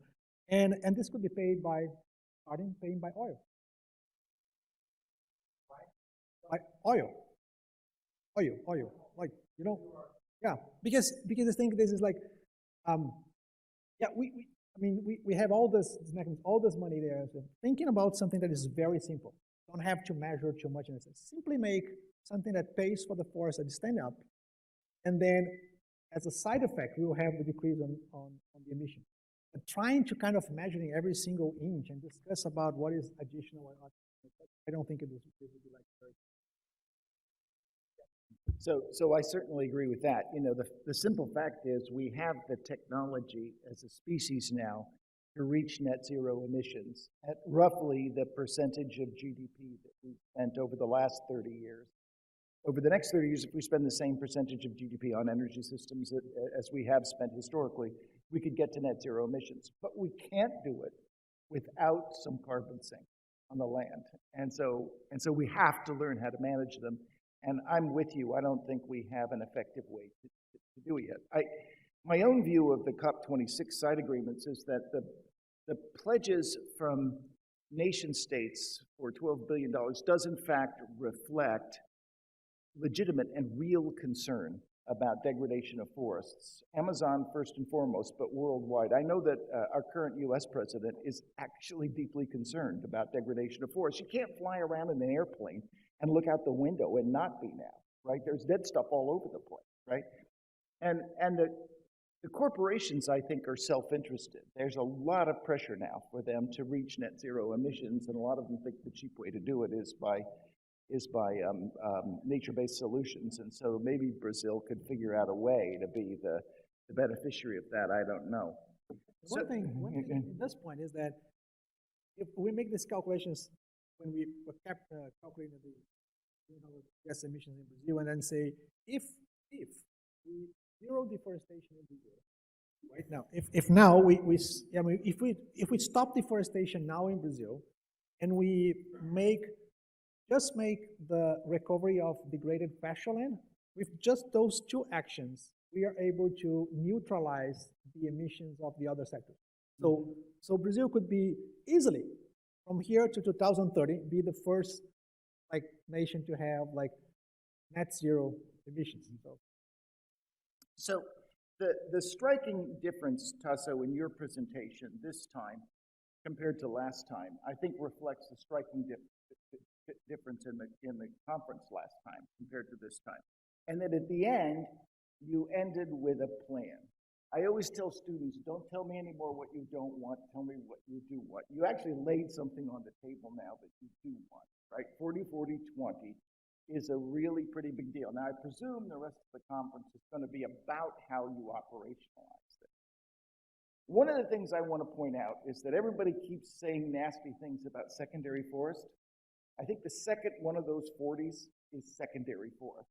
Okay, so your purpose is to build a secondary forest economy that is 40% of the Amazon, that is supplying goods, services, products to the peoples of the world, and especially to the peoples of the Amazon, and use it as an engine of economic growth that maintains some of the services, particularly the climate services that we need, while retaining 40% as sort of pristine temple to nature, right, stuff, and also historical grounds for the many, necessary grounds for the many indigenous people who live in those lands. So I really want everyone to acknowledge how optimistic the conference has now become. All right, and so I look forward to hearing a lot more about that plan. So thank you very much for. Thank you, Steve. Thank you. Okay, great. Thank you so much. So we will collect a few questions, and the way we will proceed in the next day and tomorrow, we will try to collect bundles of questions. O que de perguntas? Bundles of questions, because we want to hear from many people. We want to have many voices heard. So we want to encourage everyone to strive towards condensation. Okay, so a short comment or a question, right? And then trusting that it will build up with the other questions and other voices that will join the conversation. So we have a few people who already requested. So we have Juma and Marcela.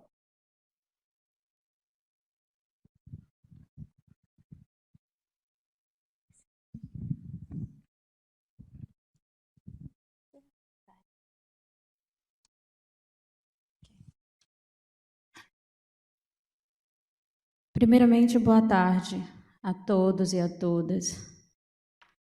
Chay, muito obrigada. É importante estar aqui nesse momento. Então, na verdade, eu não tenho uma pergunta para fazer para vocês, mas sim que vocês possam refletir. Inclusive no que foi falado aqui agora, no que foi apresentado, não só pela Chay, mas por tantas pessoas extremamente experientes e conhecedoras do que estão falando. E todos aqui, tenho certeza, têm um largo conhecimento com relação à Amazônia, com relação aos impactos, e estão tão preocupados quanto os povos indígenas para a gente chegar na solução. Eu vi alguma pergunta. O que o Brasil deve fazer para chegar a essa emissão a zero? Que o governo brasileiro... E eu pergunto,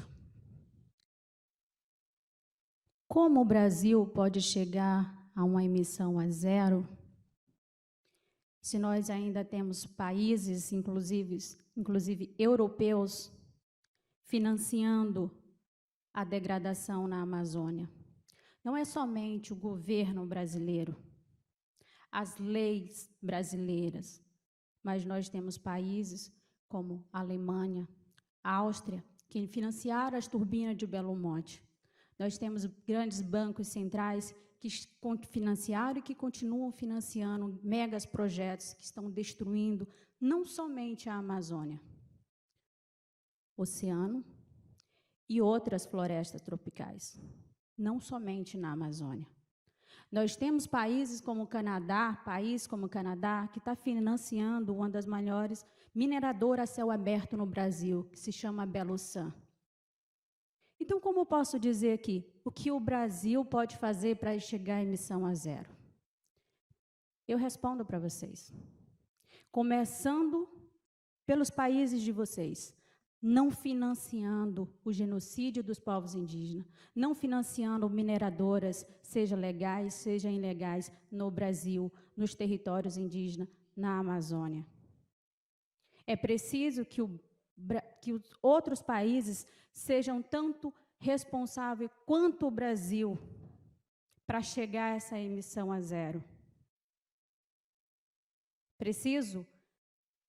Eu fico ouvindo vocês apresentando gráficos, falando sobre todas essas mudanças, sobre os efeitos do presente e do futuro,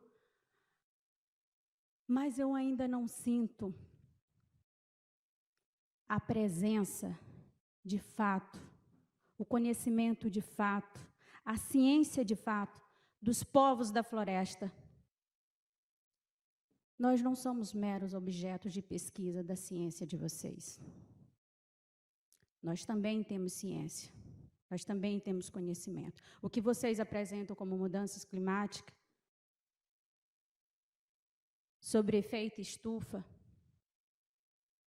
nós podemos não ter utilizado a palavra científica de vocês, mas os povos indígenas e os povos da floresta, que não são somente indígenas, nós estamos falando isso há séculos. E não só falando, defendendo, não somente as florestas tropicais, mas defendendo o equilíbrio do planeta com os nossos próprios corpos. O que ainda não foi entendido? O que mais precisamos falar?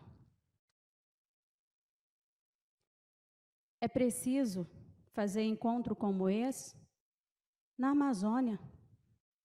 É preciso levar esses conhecimentos para dentro das escolas, para a sociedade, para aqueles que não conseguem chegar muitas das vezes nesse espaço e olhar nos olhos de vocês, ou falar o idioma de vocês. É preciso democratizar essa discussão. É preciso estar na casa de cada um, no território de cada um, no idioma de cada um. Senão vamos estar falando e discutindo para quem? E nós estamos falando de algo que não só interessa aos povos indígenas, ou esse meio, ou esse mundo acadêmico, mas que tem um interesse planetário. Porque eu e Chay estamos aqui?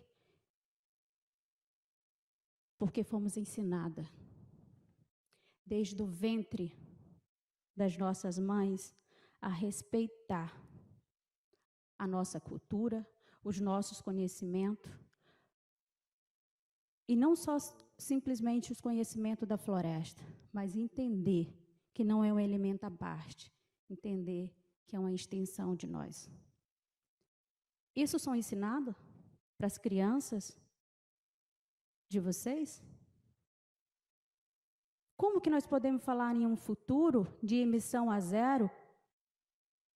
O que está sendo ensinado para as próximas gerações, ou até mesmo para as gerações atuais?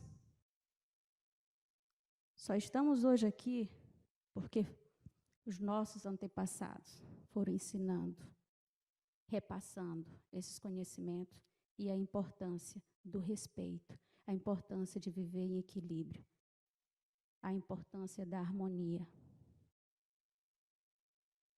Nós não fomos ensinados como seres superiores. Nós não fomos ensinados que floresta é simplesmente para degradar, olhando as riquezas com cifrão. Fomos ensinados a respeitar, porque sem elas nós não somos nada. Precisamos levar essa discussão, esses conhecimentos para as bases. Então, eu convido a vocês a estar mais próximo do território. E não pode se fazer uma discussão sobre futuro, sobre mudança climática, ou perspectiva de uma emissão a zero, se de fato não tem a inclusão dos povos. E ressalto, não somente de povos indígenas, porque somos nós que estamos mantendo ainda esses territórios com floresta em pé, com toda a sua biodiversidade. Estamos fazendo isso com as nossas próprias vidas. Estamos hoje aqui para dizer para vocês, estamos fazendo isso há séculos. Então, nos enxerguem. Não é para nos incluir, e sim para nos enxergar, porque nós já estamos nessa discussão há muito tempo. Obrigada.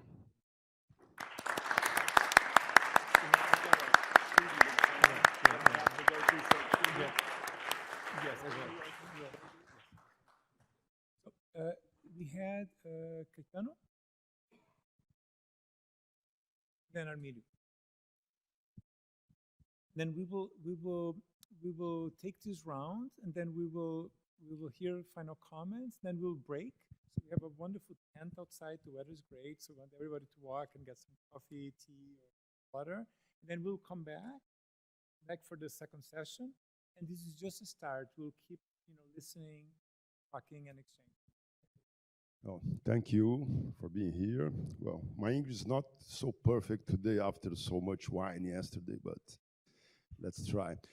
I have more a comment than a question, because we are talking about global warming. We are talking about most of the emissions from Brazil come from the deforestation, but more than 90% of this deforestation is illegal.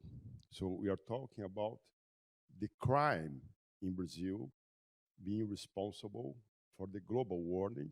Our contribution, we are not talking about like China, we have to develop the country, we have to keep these plants. We are talking about the criminality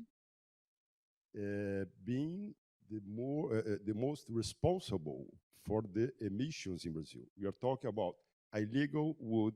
We are talking about people occupying public lands. It's a crime, a land that is from all Brazilians. We are talking about violation of human rights, of indigenous rights.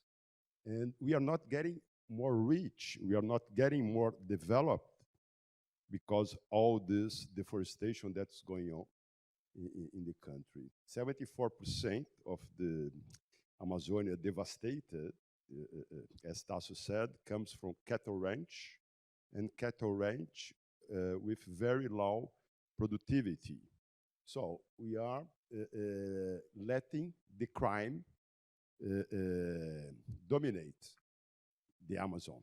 The Amazon is like Chicago during the 20s. We have to, if you want to solve the problem, we have to put out the gangsters of the region. Otherwise, the culture of the illegalism is still predominant. Is it in English? No, that's great. Thank you. And we will have a specific session tomorrow. My question, Tasso. Okay. Okay, my question. Condensation, please. Yeah. If we separate all the criminality in the Amazon, if it was a country, what's the ranking of emissions? Then we have a question from Arminio as well. Yeah, thank you. Sorry. It's a quick question to Tasso. I was going to extend it to Professor Pacala, but I guess he's gone. Maybe you can answer.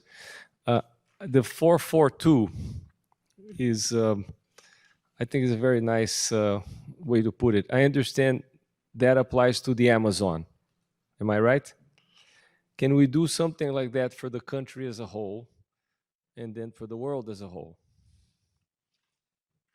And, before we hear these brief comments from Marina and Tasso, I just want to say because most of you did not have the translation, just to give some points that Juma so importantly raised. Eu vou traduzir algumas coisas que você falou, porque as pessoas não têm a.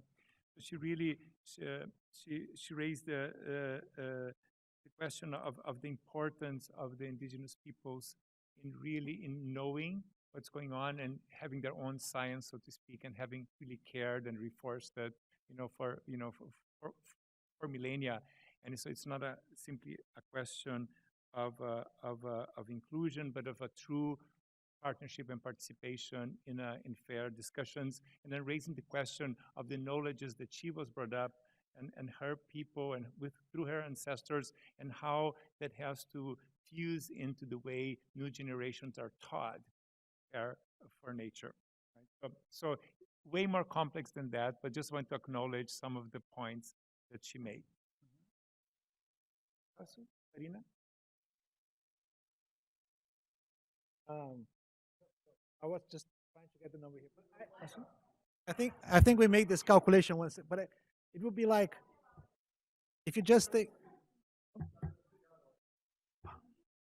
Oi. No, We actually did this, by curiosity, we did this, idea of calculating if the Amazon actually was a country, not just thinking about like the emissions from land use change, but all the emissions from the Amazon, consider the cattle and etc. And if I recall correctly, it will be between the it will be one of the 20 largest countries in terms of emission. Yeah, top 20, and that's 20. And love that. I think we need another 2 hours. I mean, and I can come back with an idea of that, but I think it's a good challenge. Like, what would be the 4-4-2 for Brazil, right? Beto don't believe on the 4-4-2. He wants to have 3-5-1, right? 5-3-2, right? That's Beto is a little bit different on the strategy, more defense.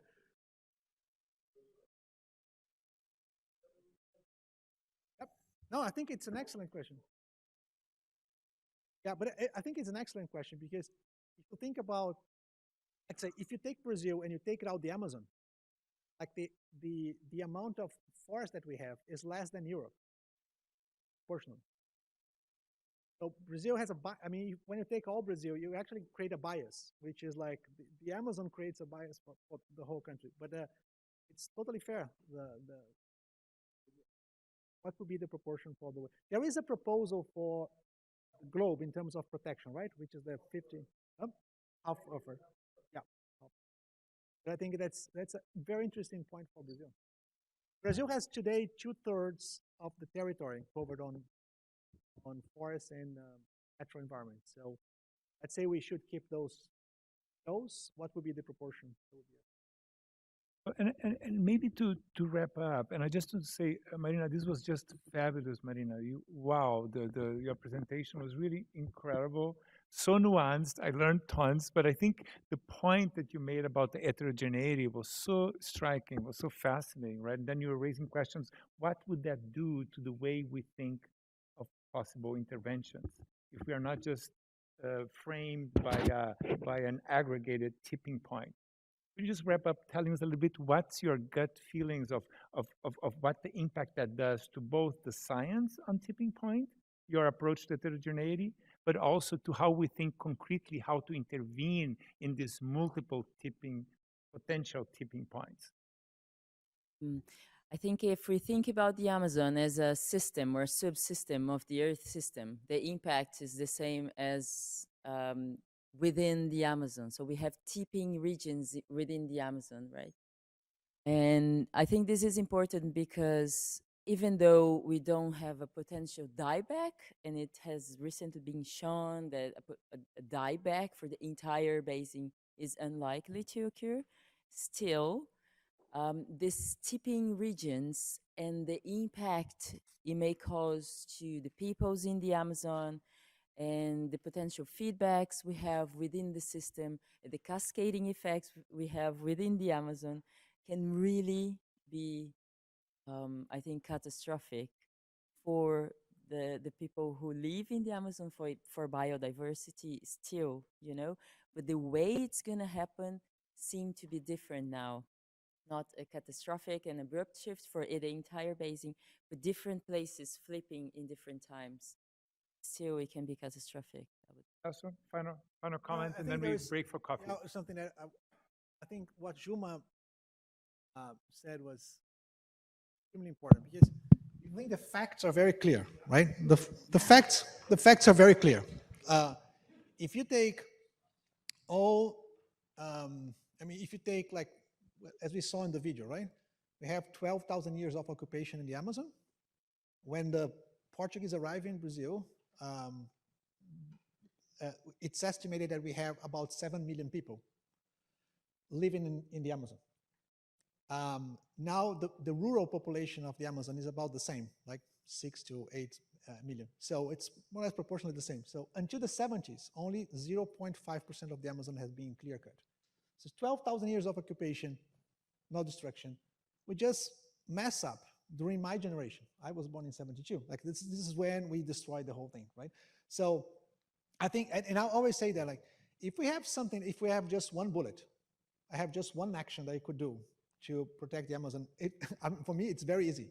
Just I say like assign the land and sign up for every single right for indigenous people, because that's I mean, it's simple. It's the most simple, direct way to protect the forest.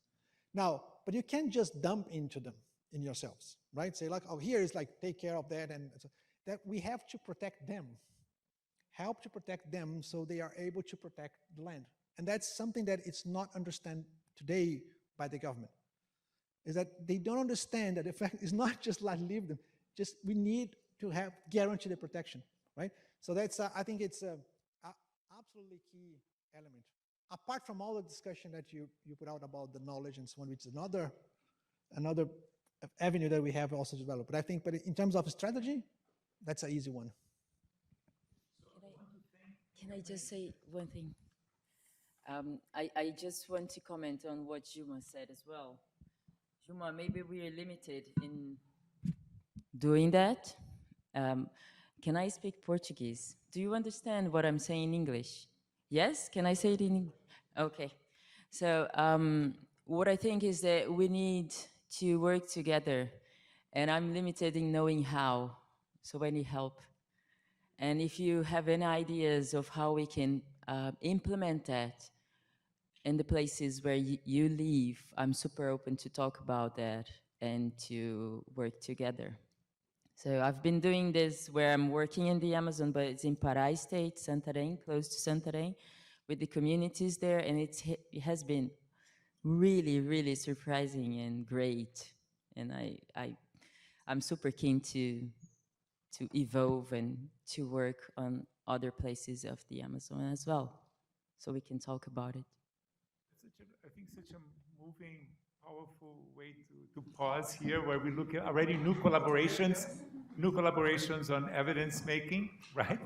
And thinking across scales of responsibility and thinking about policy making for the future. So we have 20 minutes now, so we are running a little bit late.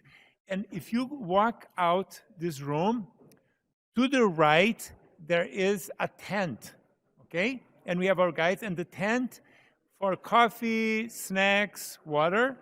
And we will regroup here at 5 p.m. sharp. 5 horas em ponto. Okay. Tá, pessoal? Thank you.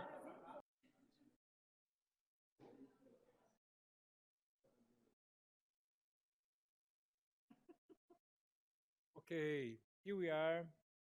So we're going to start our second opening session, and on drivers for an Amazonian leapfrogging. And so again, if you need translation devices, you can pick them up front here. Se precisam gadgets aí de tradução aqui na frente, okay? So we are running a little late, but it's no problem. We have time. We hope so. So we're on for an exciting session. So after the session, which will go close to 6:20, 6:30, we will just cross the fountain, and then we will have a reception there at the atrium of the economics building. We will let you know. We'll have, as they call it, libations, wine, drinks, appetizers. And then we will move to the main atrium for a wonderful dinner. And the provost of Princeton University, Deborah Prentice, will welcome you in the name of the university at that moment. She, if you are familiar with the American institutional hierarchy, we have the president and then the provost. I always call a sort of a prime minister. So Deborah Prentice, she is excited to meet you. She wants to greet you. And then we will hear from some of our distinguished guests as well during dinner. So we want to welcome Adriana Petrina to moderate the session. Adriana is a professor of anthropology. She's the Edmund Louis Kahn Professor in Anthropology at the University of Pennsylvania. She has worked extensively on science, technology, and society. She did work on the Chernobyl nuclear disaster, on globalized clinical trials, and more recently, she just published her newest book called Horizon Work at the Edges of Knowledge in an Age of Runaway Climate Change. So Adriana will moderate the discussion, and she will briefly introduce our distinguished speakers and discussants. Thank you. Thank you. Welcome to our second panel, Drivers for an Amazonian Leapfrogging.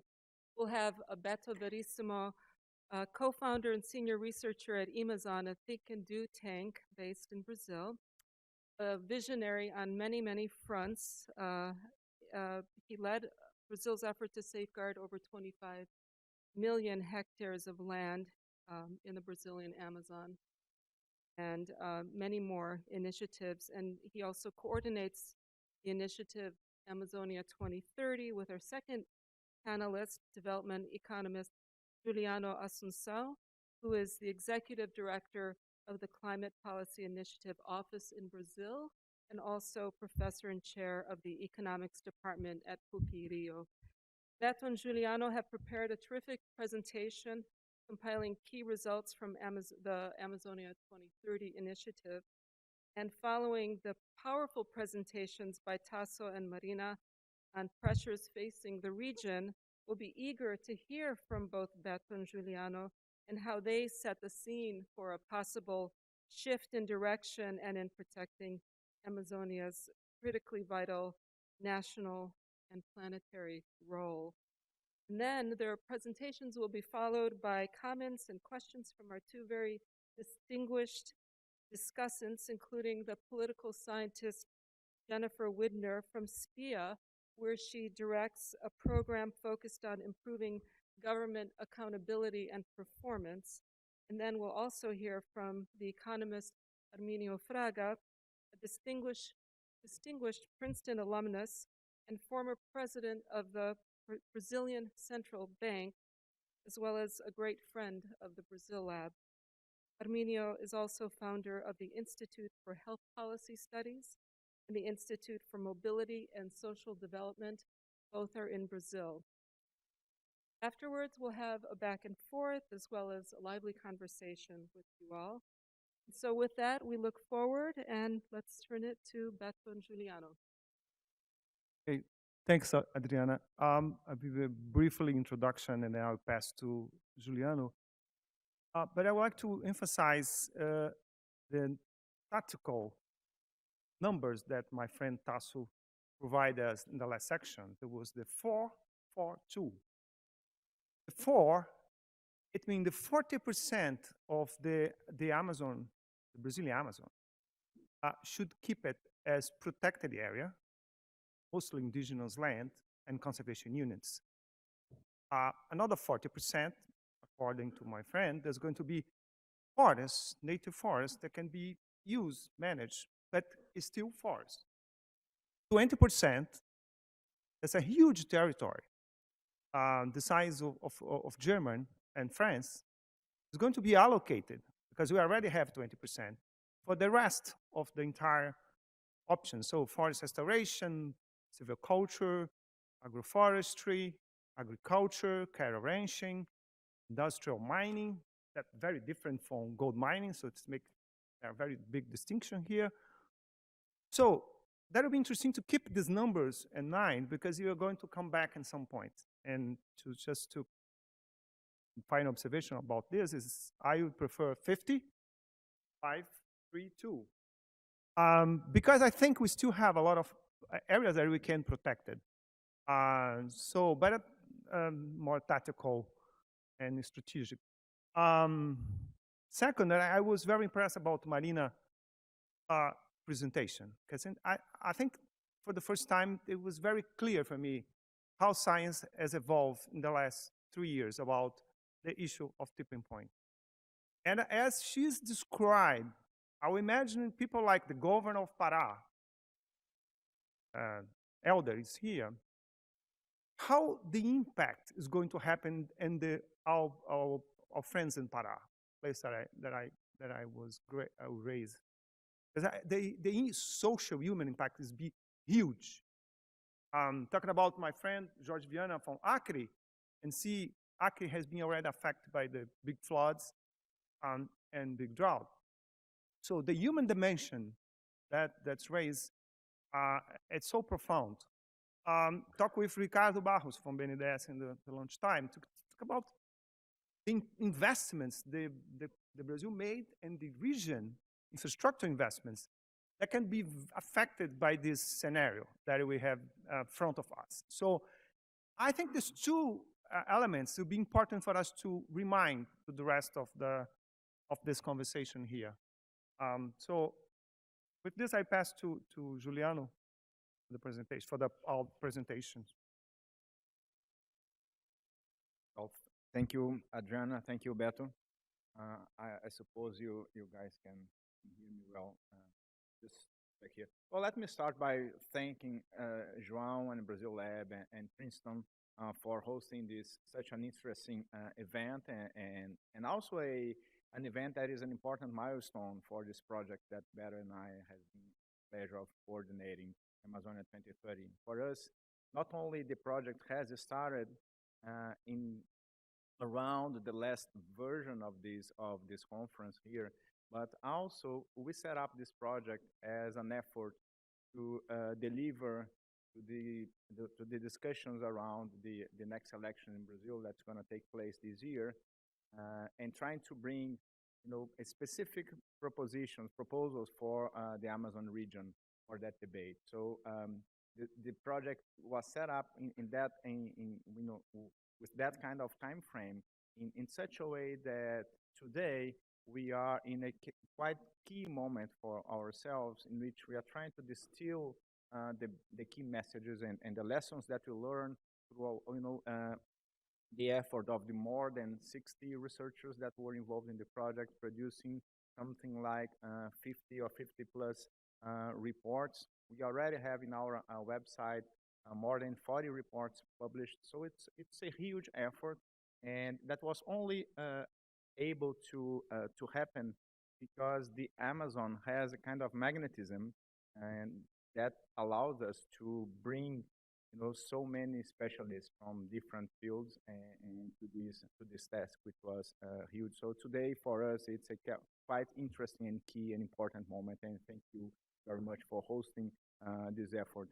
And this presentation is designed around some of the key lessons that we learn about the region itself. It's like setting the scene for the drivers that will be more elaborated tomorrow in the different sessions there. So it's a bit of context, but also it's a way of trying to think about the future in a more structured way, given the lessons and the evidence that we learned in the project so far. So let me start with what we have in Amazon nowadays, right? The Amazon is the outcome of a process that combines, on the one hand, a pretty rapid population growth, right? And here, I think there is a number that is easy to remember, is that every decade, there is 4 million people more in the Amazon, right? So it's more or less like this, right?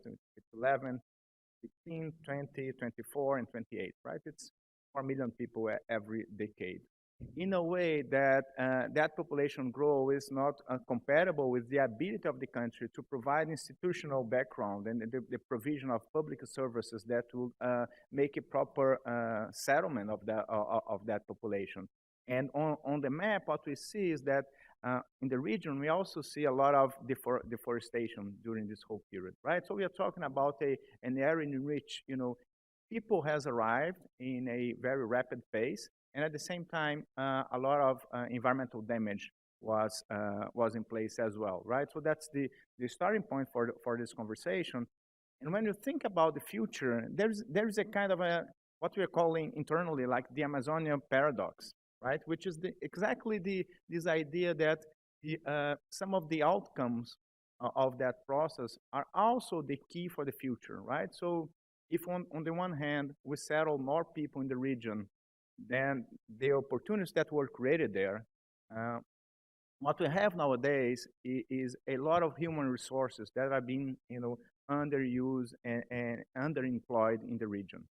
If on the other hand, we deforested much more than we needed to, what we have nowadays is a lot of, underused lands that are available for, better cattle ranching, better croplands, to do forest restoration, right? So these are key for the future. And the forest is still there. The forest that is so important for the Brazilian economy, that is has its electricity based on hydro, that has something like a fourth of its GDP related to agribusiness and an economy that is so exposed to the hydrological cycles. The forest is quite important for Brazil, besides the importance of the Amazon, of the forest for the Amazon itself, right? From the biodiversity of the peoples, the different peoples that live there. So I think that what we need to think about the future, and the key for the future is exactly this paradox that, when you look at the region, you'll see a lot of people that are being underemployed and a lot of land that are being misused. But this is exactly the resources that we need in order to think about the future. And hopefully, I think that by the end of tomorrow, we'll have some hints about how to better think about the future for the Amazon and what are some concrete steps that we can take in order to move in that direction, right? So I will come back to this picture in the end of this presentation. But let me walk you through some of the key and some salient features of the Amazon that I think are important to have in mind. And I will start with a global picture, and this is the only picture of this presentation that is not directly associated with the project itself. It's a picture that comes from another project that I was involved in, a picture that is about the globe. It's not a picture about the Amazon, but I think it's a pretty striking starting point in the sense that we're trying to understand a key question for the Amazon, right? And the question is, right, if we start, for instance, at the global scale, what we see in this graph on your left, right? What you see in that graph is that nothing much exciting has been happening with the agricultural production, right? The world has managed to increase continuously the agricultural production in the last 50 years or so, right? But when we decompose that increase in agricultural production in different dimensions, right?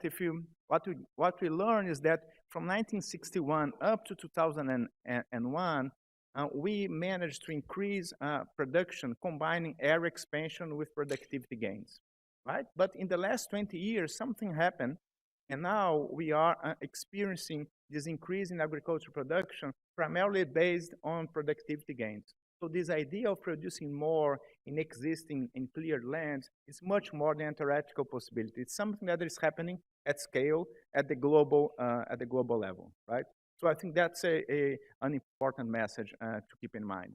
If we try to look at this same issue in the case of the Amazon, there are different ways of documenting the same fact, right? I'm going to show you what is something that it's pretty easy to understand, which is this picture that shows the period in which deforestation was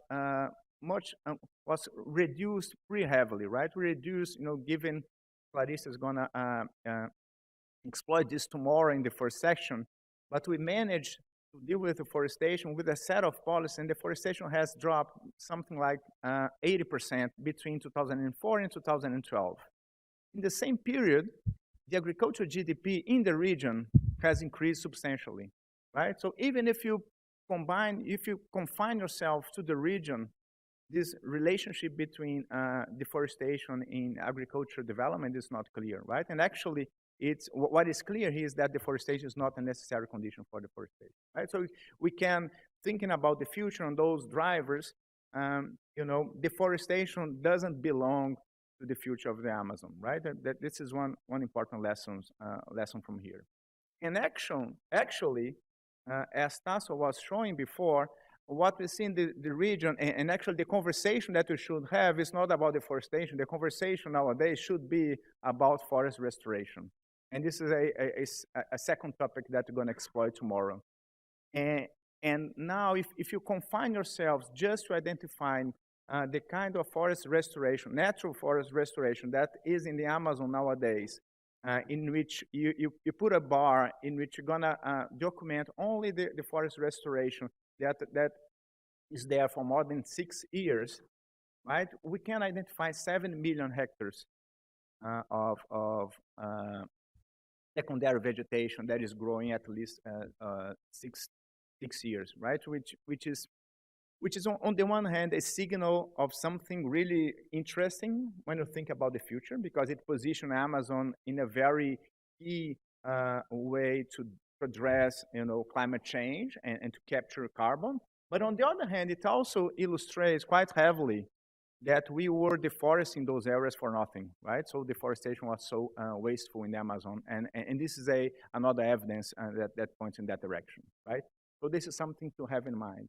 Another feature that was also exploited before here in different ways is the fact that in the Amazon we have a governance structure that is under construction, right? On the one hand, we've managed to assign different areas of the Amazon, this 442 THATIC.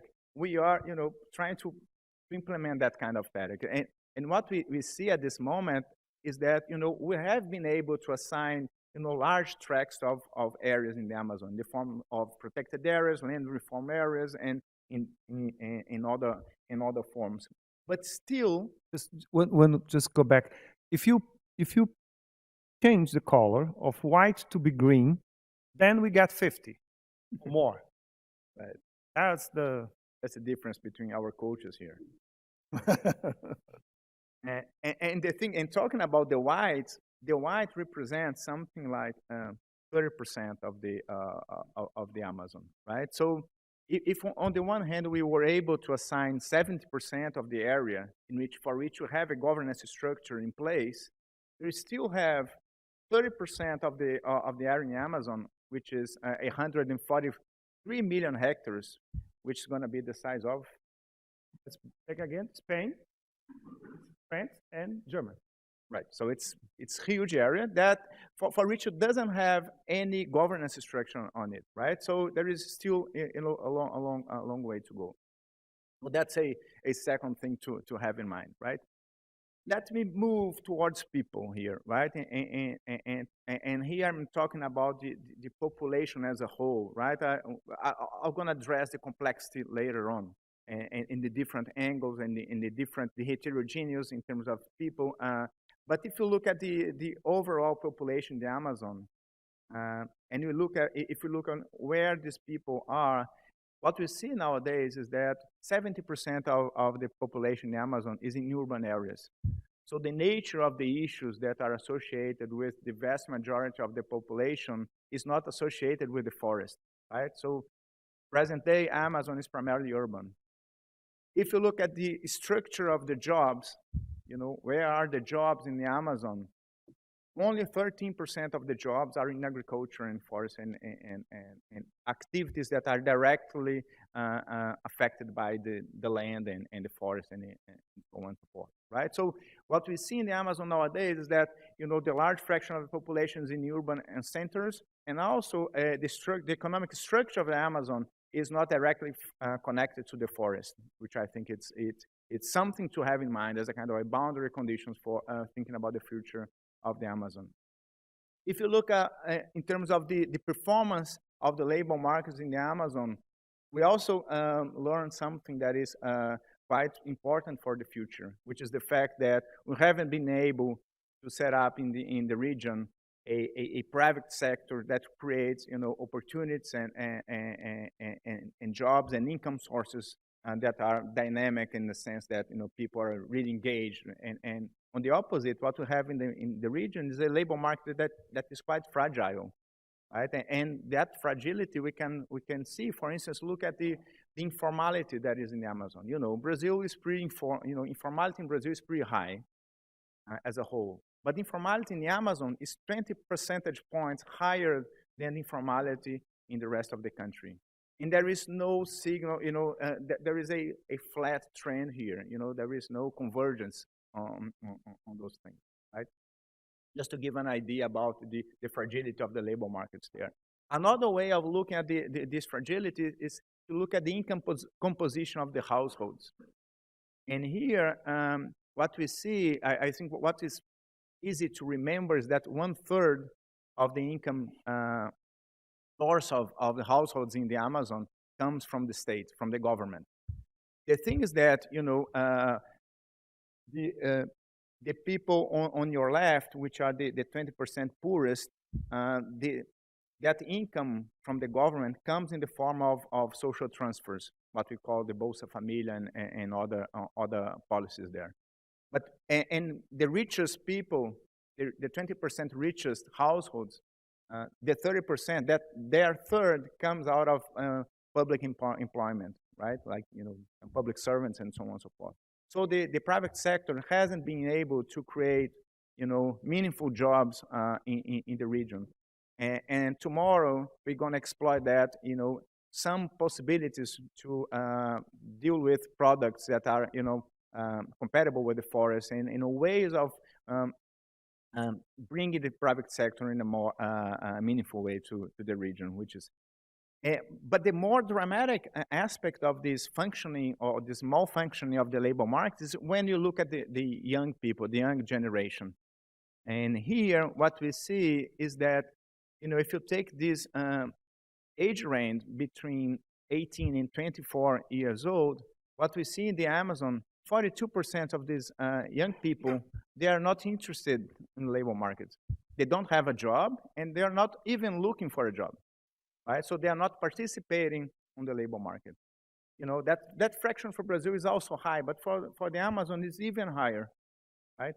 And this is so unfortunate to the Amazon, because if you look at the demographics of the Amazon, there is a bonus that is still there in the Amazon, right? There is a growing number of young people, people that could, you know, create, you know, by this demographic cycle, could create some growth, right? But the thing is that the opportunities are not there.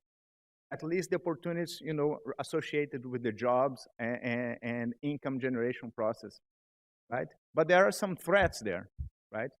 And the threat is exactly this increasing violence, which is pretty remarkable in the Amazon and pretty concerning. Up to 2000, the Amazon used to be much safer than the rest of Brazil, right? The homicide rates were something like 60% of the total of Brazil. And from early 2000s, this violence has increased. And you can see from this trend here, there is no signal that this process is, you know, is slowing down. On the opposite, right? So we have those, you know, we have a demographic bonus, an economy that hasn't been able to create jobs for those young and for that youth, and that are quite discouraged. Right, and the organized crime is picking up, right, and creating a set of a challenge there. So I think that on the one hand is pretty dramatic situation, but what we can learn from here is that there is a whole room for the private sector to arrive and to, you know, create some opportunities, and it's no easy task, but the resources are there. We have people that are desperate for opportunities, and people that are, you know, a lot of people there, and the agenda is, you know, the lack of infrastructure, the lack of, you know, education, and so on and so forth. And this is something that we, you know, we need to think about the future. And tomorrow we're going to have a session, you know, at least 1 or 2 sessions, actually 3. Yeah, this topic will be explored in many sessions tomorrow. And lastly, I'd like to finish up with the complexity of the Amazon, right? And here we had some flavor about the differences and the heterogeneity and the complexity of the region.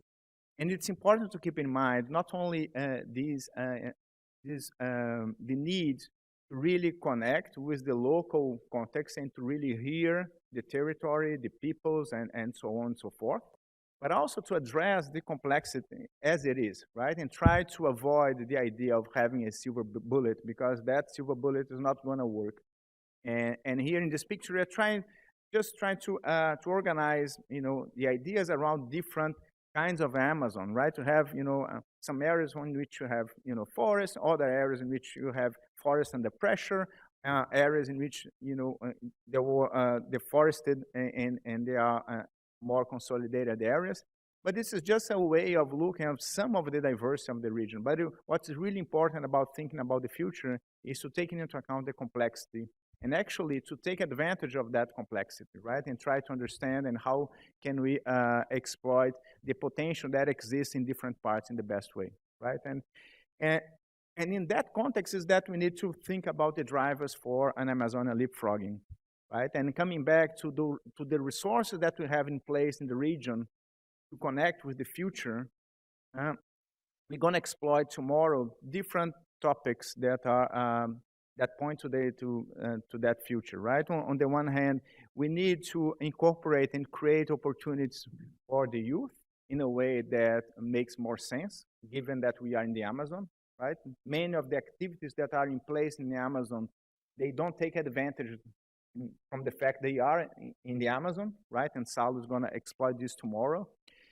We need to improve living conditions, and security probably is the new kid on the block here, right? Security, the arrival of organized crime, is something that will bring new challenges, not only to the social and economic part, but also to deal with deforestation, right? And some other aspects of it. When you think about the land, there are so many opportunities to improve productivity of existing lands, of cleared lands. These opportunities come, from agroforestry that Saulo is going to exploit, from forest restoration with Bernardo is going to exploit in the other panel, to secure land tenure, something that Brenda is going to exploit tomorrow as well. Arturo is going to talk about sustainable infrastructure, and we'll have Juliana talking about REDD and Clarissa talking about zero deforestation. So these are some of the drivers that will help us to paint that picture of a better future for the Amazon. And you'll see and hope that you'll see, and we are in exactly in this moment that we'd like to test the ideas and to shape the propositions in a more concrete way. It's to think about specific ways to move forward in each and every single one of these aspects that we'd like to exploit tomorrow. And I'll stop here and ask for Beto to complement. Thank you so much for your attention.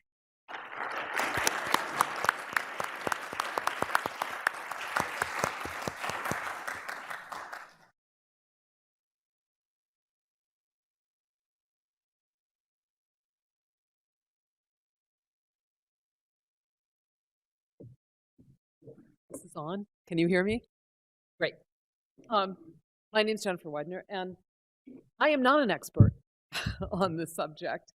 I am deeply concerned about the subject matter, but I'm definitely not an expert. So my remarks come, or my questions come, as a beginner. Don't worry. So I want us to think back to 2012. So think back 10 years under Marina da Silva, the system she set up. For those unfamiliar with the system, it had basically 5 parts. It had standards for acceptable levels of deforestation. We put in place a real-time monitoring system that used satellites and radar-enabled planes. It put in place a credit-linked municipal blacklist and used occupancy certificates to identify the responsible users of the land, responsible in the sense of they were the people you would hold responsible, in lieu of a high-functioning land administration system. And the 5th element was penalties for purchasers of products that came from these blacklisted areas. So my first question to you is, do we still need these elements along with a governance system for the 30% that has no land management system? Or how would you modify these elements? There are a number of forest protection organizations around the globe that are saying, Brazil knows how to do this. It put these elements in place. But do you think that we need to overhaul this set, or do we need to just double down on this now? So that's my first question for you. Then I have an economic question, which I only with trepidation. I like the chart or the graph you put up of the effect of yield gain. And so you need less land if you have higher yielding varieties. Yield gains could be able to meet the increasing needs for food or agricultural products. But from the perspective of the individual farm household, the ability to harvest more from land could also increase the appetite to bring more land under cultivation. That graph you showed suggests that people haven't done that. But I wonder if agricultural prices rise, will that hold? And in particular, what do you think the impact of the Russia-Ukraine conflict will be on the demand for clearing more land and planting more in Brazil? Can that be done on that 20% of the land we talked about earlier? Fourth question, do we know what young people want? You say they don't appear to be looking for jobs. What are they doing now? What do they want? How would we find out? And I do worry that they could be easily conscripted by organized crime. I am an Africa specialist, and I am also concerned with the problems in the Sahel. And this is the kind of problem that we have found there under some similar conditions. And finally, this problem of organized crime is a really tough one. And I know that Brazil experimented with strengthened supply chain certification, not necessarily as a direct response to organized crime, but it has that effect in the sense that it could reduce demand for any product coming from the area. However, these supply chain certification systems are really hard to make functional. And I am interested in any new developments along those lines, or whether you think there are other ways of approaching this problem, or whether you think this is a matter for the federal police. So it is strictly an enforcement problem, and you can't use economic tools to try to reduce the temptation for organized crime to enter the area. So I will leave it there because Stephen did such a wonderful job on the first panel of being brief.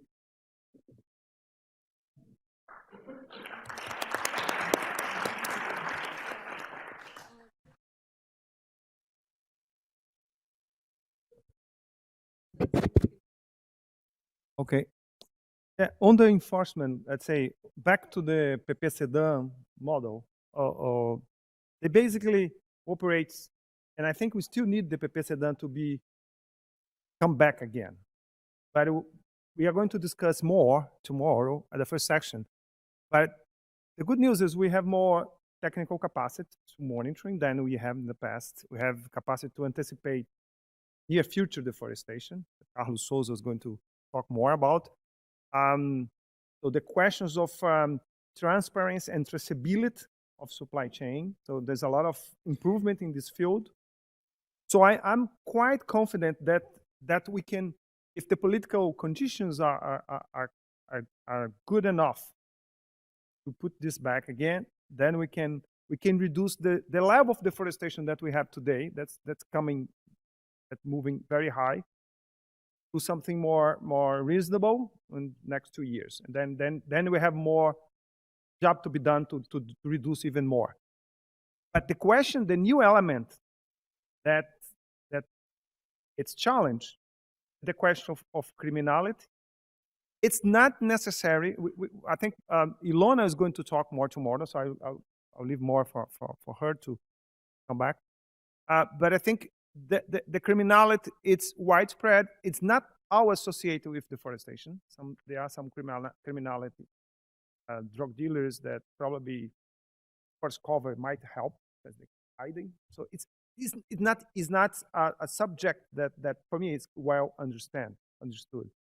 But there is a new challenge, and that's the difference that we have if you want to come back. And of course, the whole questions of land tenure, that's the situation is becoming very complicated because there's a lot of laws in the Congress that try to change the law, in a way that allows illegal occupants of the land, land grabbers, to take the land. So the map that Juliano mentioned about the white areas that are not protected, those areas are quite now invaded. So Brenda is going to talk more about this tomorrow. And that gives us a little bit more understanding what the PP Sedan 2.0 should be, with much more understanding of the new elements. What's lacking, it probably passed to Juliano, was that PP Sedan was not able to actually to come up with any economic agenda. So basically, Amazonia 2030 is trying to fill the gap. Present what might the economic elements that can be part of this PP Sedan 2.0 plus the economic equation. Right. Just to complement a bit on this, the first question, I think what we learn in Brazil hard way is that it's not sufficient to have the policies. We need to reduce their exposition to the political cycle, right? We learned that, unfortunately, hard way. And on your second question, that I call here the Jevons paradox, which is the idea that, you know, once you improve productivity, you know, the activity becomes more profitable, and then you tend to expand that kind of activity. That actually creates a non-trivial relationship between yield gains and the, right? But what's key here is the Brazilian history. Since the arrival of the Portuguese, we've been struggling with the size of our territory, in a way that we occupy the territories and the areas with different motivations that were primarily driven by border control and trying to occupy the territory. And this creates a situation that nowadays and a bit paradoxical, because, you know, we deforest so much, and now we have these large tracts of area that are pretty far from its most productive use. So I think we have some room in order to play that game. So what I have in mind is we need to work with protecting the areas, the remaining forestry. We need to put in place some reforestation and taking advantage that will have some room to increase the agricultural production quite a bit in existing lands. And there are some estimates that point to the possibility of doubling agricultural production, even with current technologies that are in place, right? So there's still a lot of room for that to play. But at some moment, the trade-off will appear, right? But we are far from that. I think it's a kind of complementary. Only 10% of the area that has been clear-cut has actually been used in agricultural productivity the same level as Brazil. 30% is actually abandoned, and 60%, amazing number, is a very, very, very, very low productivity. So I don't think there will be a problem for this decade if you'll be able to. There might be a problem in the future, but I think it's so much land has been opened without use. It's shocking. If you travel in the Amazonia, you can travel miles and you see nothing. That's just a deforestation. Not a single head of cow. So that's the real picture. It might be different in other parts, but I think that is not going to be the problem in this case. On the young people question, which I think is crucially important, we are exploring some routes, and tomorrow we're gonna talk more about that, of trying to identify activities that are connected to the forest, that are compatible with the forest, for which we also have some companies, some places, some producers that are in the Amazon with quality, but with a low scale. And apparently there is a really amazing room to increase those kinds of activities, and we are trying to exploit that kind of possible development strategy in order to better engage with the young population, and the arrival of the organized crime is something that is quite concerning, as you mentioned. And the last comment that I'd like to make is this idea of supply chain certification and as a tool to deal with some of these issues, right? I think there is a kind of a trap when you think about these strategies that it's associated with the voice or exit kind of a strategy, right? Those companies that are avoiding the Amazon because it's too much trouble to be in the Amazon, they open up room for informal companies, for the bad guys to really arrive, right? So I think it's a bit tricky when you think about the future and the supply chain initiatives. We need to have in mind that, something will happen, right? And when a company individually decides to avoid the problem, it might be open up a space for other players to take place, right? And this is, to me, it's not clear how the outcome will be in the end. Thank you. Okay, thank you so much. So now we will be hearing from Arminio Fraga. Thank you. It's a real pleasure to be here. It's an honor, and everything is so important that I feel humbled just being here with you. I'm reminded of a story of there was at one point in Argentina, the brother of the writer Julio Cortázar took a job in government.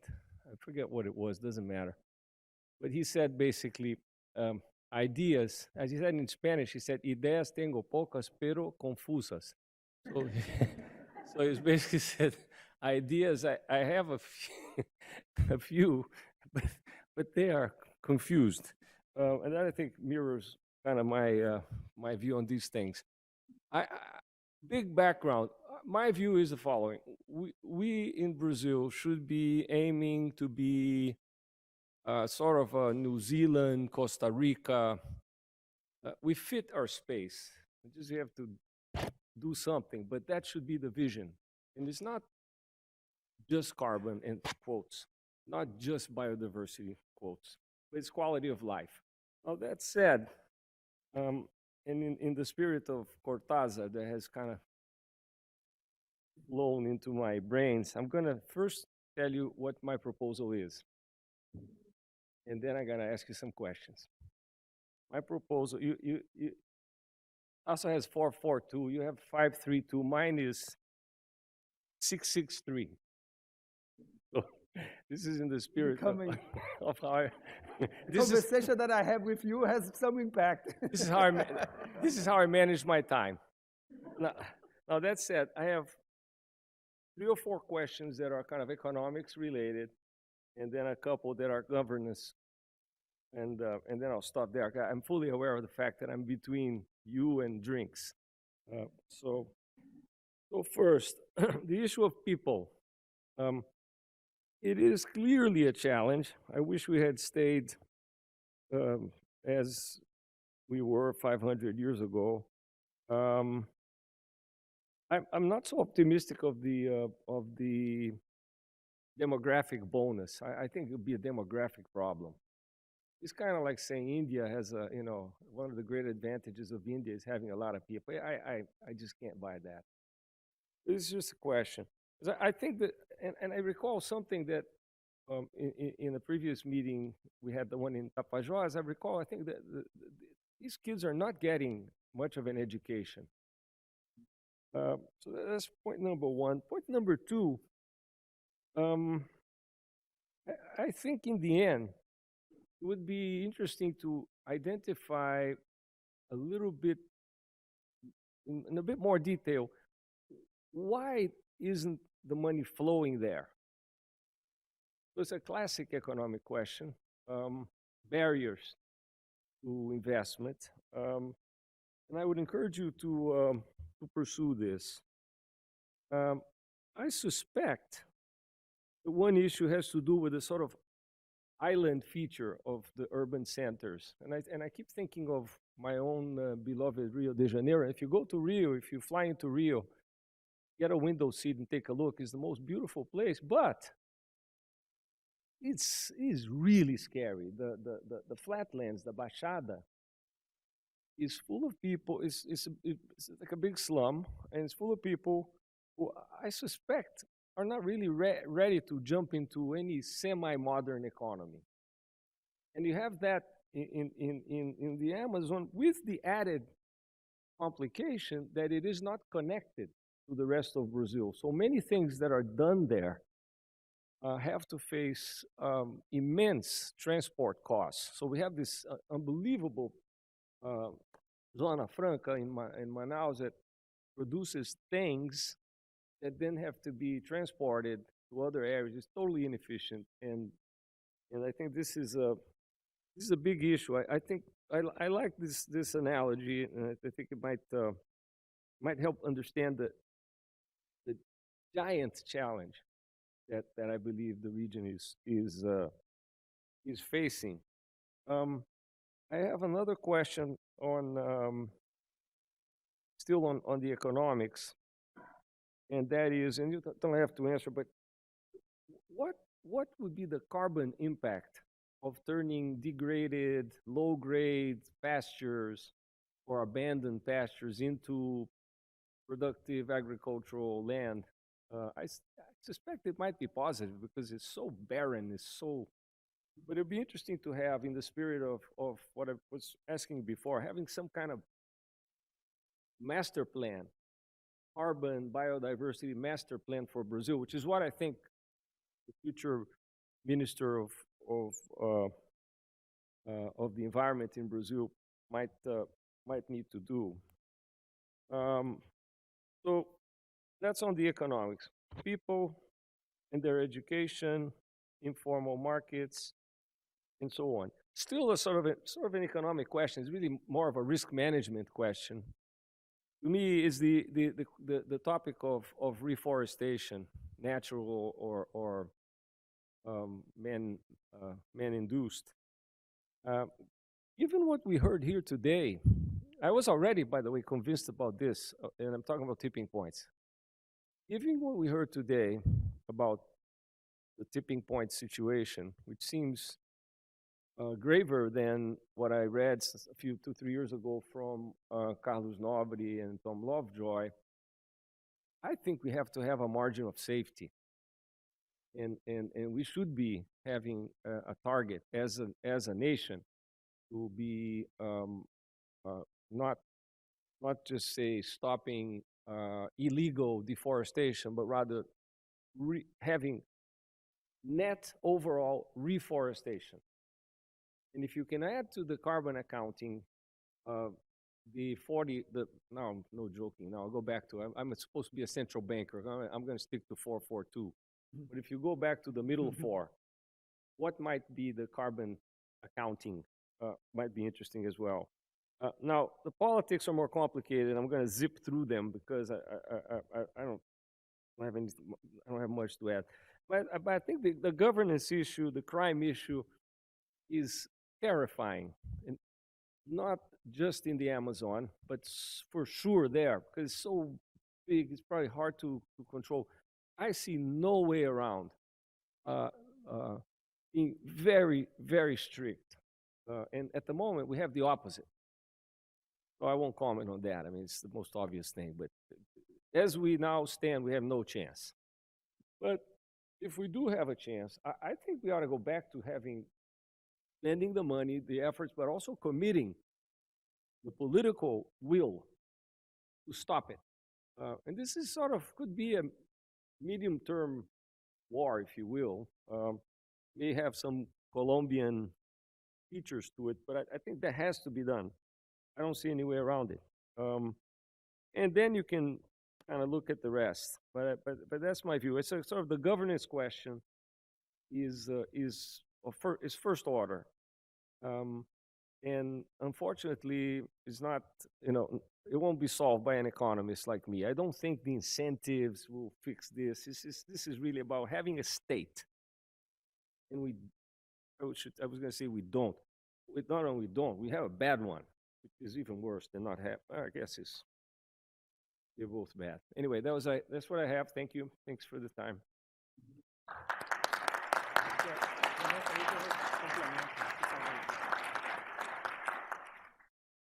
I think the drinks are canceled. You don't have dinner. You're going to stay here until tomorrow, right? Okay. And Beto asked me to start, so. Yeah, I'm a good friend. Oh, thank you. Quite thoughtful as as usual. And well, on the demographics and education, I pretty hear your concerns, and actually I am pretty aligned with those concerns. And the fact, the trends nowadays is that we are facing a what the literature calls a demographic bonus that, given the current situation, can easily become a demographic onus, demographic cost for and actually the education. When you look tomorrow, we're gonna look at in a more detail about the social the social indicators there. But what we have in the Amazon, which is interesting, is that education as other social indicators, they are lagging behind the rest of the country. But what's striking specifically for the Amazon is the professional education, or the technical education, is something like half of the percentage that we find in it. So there is a twist there that might be something to be part of this master, this master plan. But to me, that's the bulk and the center of the challenges there. And this also connects with the fact that why isn't the money flowing? And a very interesting framing to look at the issues in the Amazon and the barriers and something that we haven't been able to exploit in more detail, but it's something definitely important to take a look. And I also like, we already discussed this idea of an Amazon, the Amazon region as a kind of an archipelago in which you have, people that are settled in different islands and that are not well connected, right? Given the challenge in terms of infrastructure. I think that, tomorrow, in the session tomorrow, we're going to exploit not only the kind of ways of better managing the traditional infrastructure that will, help us to better connect those islands, but also how to use technology in order to take benefit of internet and other ways, so you can connect people that are living those islands with some opportunities that might be over there. But that's intrinsically a key and important feature of the Amazon that is itself a barrier for development. On the carbon impact of restoring lands, I think there are two impacts here. There is the direct impact of capturing carbon and storing on the land, but also there is an indirect impact, which is the fact that given that we are better using the existing resources, probably the demand for new deforestation will be reduced, right? So I think there's these two impacts here. I really like the idea of reforestation as an insurance. I think this is something that we should incorporate in the overall narrative. And the tipping point for Brazil is so scary, and people should be much more mobilized about this threat. And I think buying an insurance, given you understand the risks, I think it's a natural thing to do. And on the governance, which is a quite critical question here, to me, a key element that, again, we learn hard way is the importance of expectations, right? Especially because deforestation in the Amazon and some of these activities, they are more speculative, right? Like if you think in terms of land grabbing and other motives for deforestation, they are based on what's the expected gains and costs associated with those activities. If you have a strong signal that will flip expectations, I think the impact on especially on deforestation can be quite rapid and quite intense. I'll stop here and let Beto address the way it is. I just briefly, I fully agree that in the presentation give us the sense of urgency to solve the deforestation in a very short period of time. And it even is not enough. And we need to, the whole issues of forest restorations become even critical. It might be one element that hopefully Bernardo is going to explore tomorrow, but the location of these forest restorations will be all important. Not only services and biodiversity and carbon sequestration, but maybe also a barrier for tipping point in some areas that we might put forests there because they have a role to play to secure to avoid the tipping point. So I think that the sense of urgency is absolutely critical, and we don't have a lot of time ahead. And the second point is, without government clear policy, that's going not to solve. Because 2/3 of the lands of the forest belong to the government. And this, in the end, it's land, and 1/3 of this land now, the government is basically create incentives for land grabbers to destroy.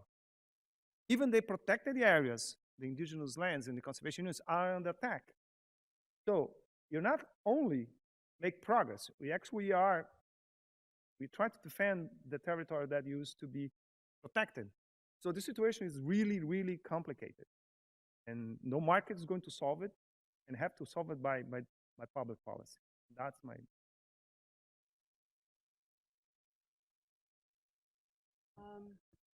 We're ready to take questions from the audience, and per Joao's instructions, we like to have concision in your thoughts and reflections. Anyone here? Yes, Marcia, and then we have Pedro.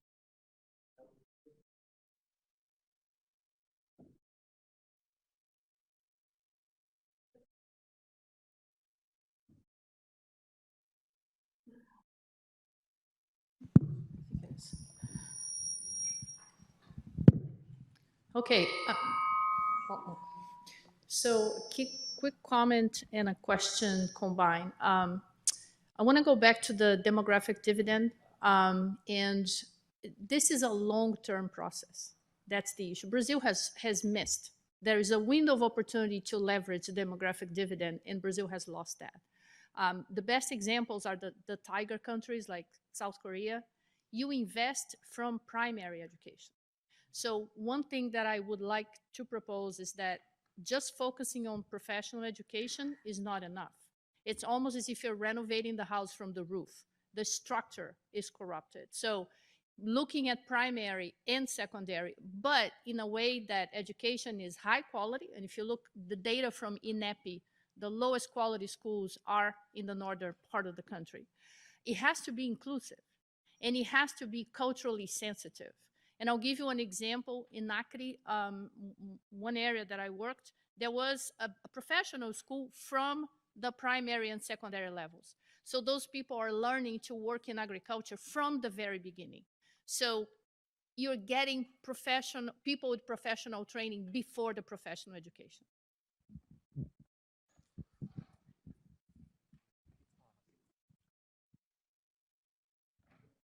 Oh, I have a... Hello? Yes, it's working. No, I have a question and one comment. One to Juliano. When you say bringing demography, the rural population, we can split which is traditional communities and which is other rural populations. Because the traditional communities are on one side protecting the forest. And if we connect the traditional communities with the areas they are in charge to protect, we will have a different number. If they are in the middle of the rural area, they will lose themselves in there. Same as labor. When we analyze labor of traditional communities, will not appear in a formality labor, but it's not informal as well, because they work, it's inside the forest, they build their house, they collect their food, they build their canoe, and this is a formal labor, but not registered. And this labor is responsible for forest conservation. How can we, it's possible to see a little bit these numbers. I don't know if you have other layers in your study about it. And a comment in, Beto said almost all of it, a comment about Arminio Faraga. With a low level of command and control and a low level of land regularization, if we increase the investments on productivity, it will cause land grabbing. It's what we see. Like I live in Altamira, in an area with a lot of pressure. Once we have valorization of the land grab increase. It happened with Belo Monte and increased the land grabbing, deforestation, violence, and so on, because somehow the land value increased. So we need to invest at the same time in command and control and land regularization to have environment to improve the value of the agriculture. That's it. Thank you. Can I?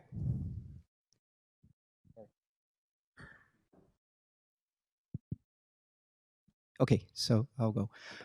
Thank you so much. I do have a question, and I'll pick something that Arminio said actually when you put people, and I think this is one of the main questions here. I mean, people is at the center of the questions about how to imagine and foresee a sort of a modern Amazonia. There's a question about whether people can enter a modern or semi-modern, to use your expression, Arminio, economy. And you used the example of Baixada Fluminense. I was immediately thought of Preto Zezé's motto. For those of you who don't know him, he's one of the great entrepreneurs of the favelas and one of the most interesting public intellectuals in Brazil nowadays. And his motto is "Favela é poder," favela is power, right? And so my question and my provocation here is how to avoid the fallacious idea that you need a modern people for a modern economy, because whatever is to be done in this space will be done with the people who exist there, including the indigenous peoples with their knowledge. And I think this goes back to Juma's beautiful speech. I know that education is a whole question there. I mean, how to educate or how to prepare people for this modern economy. But I just wanted to know how to escape a sort of a technocratic idea that we need a modern people for that. That's my question. Thank you. I have a very factual question. You mentioned that there are 7 million hectares in restoration, in natural restoration in the region, which is about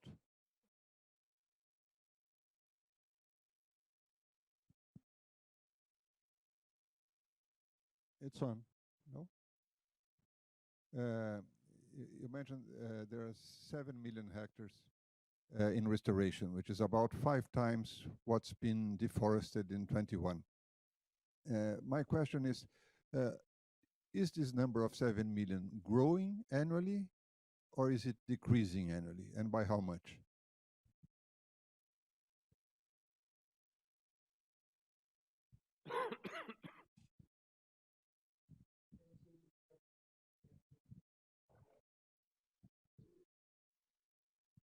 Thank you.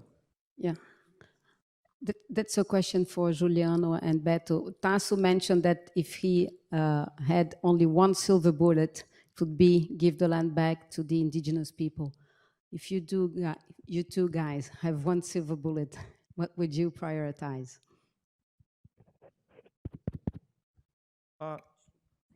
Absolutely, in terms of to have more land allocated to indigenous communities, it will be a key.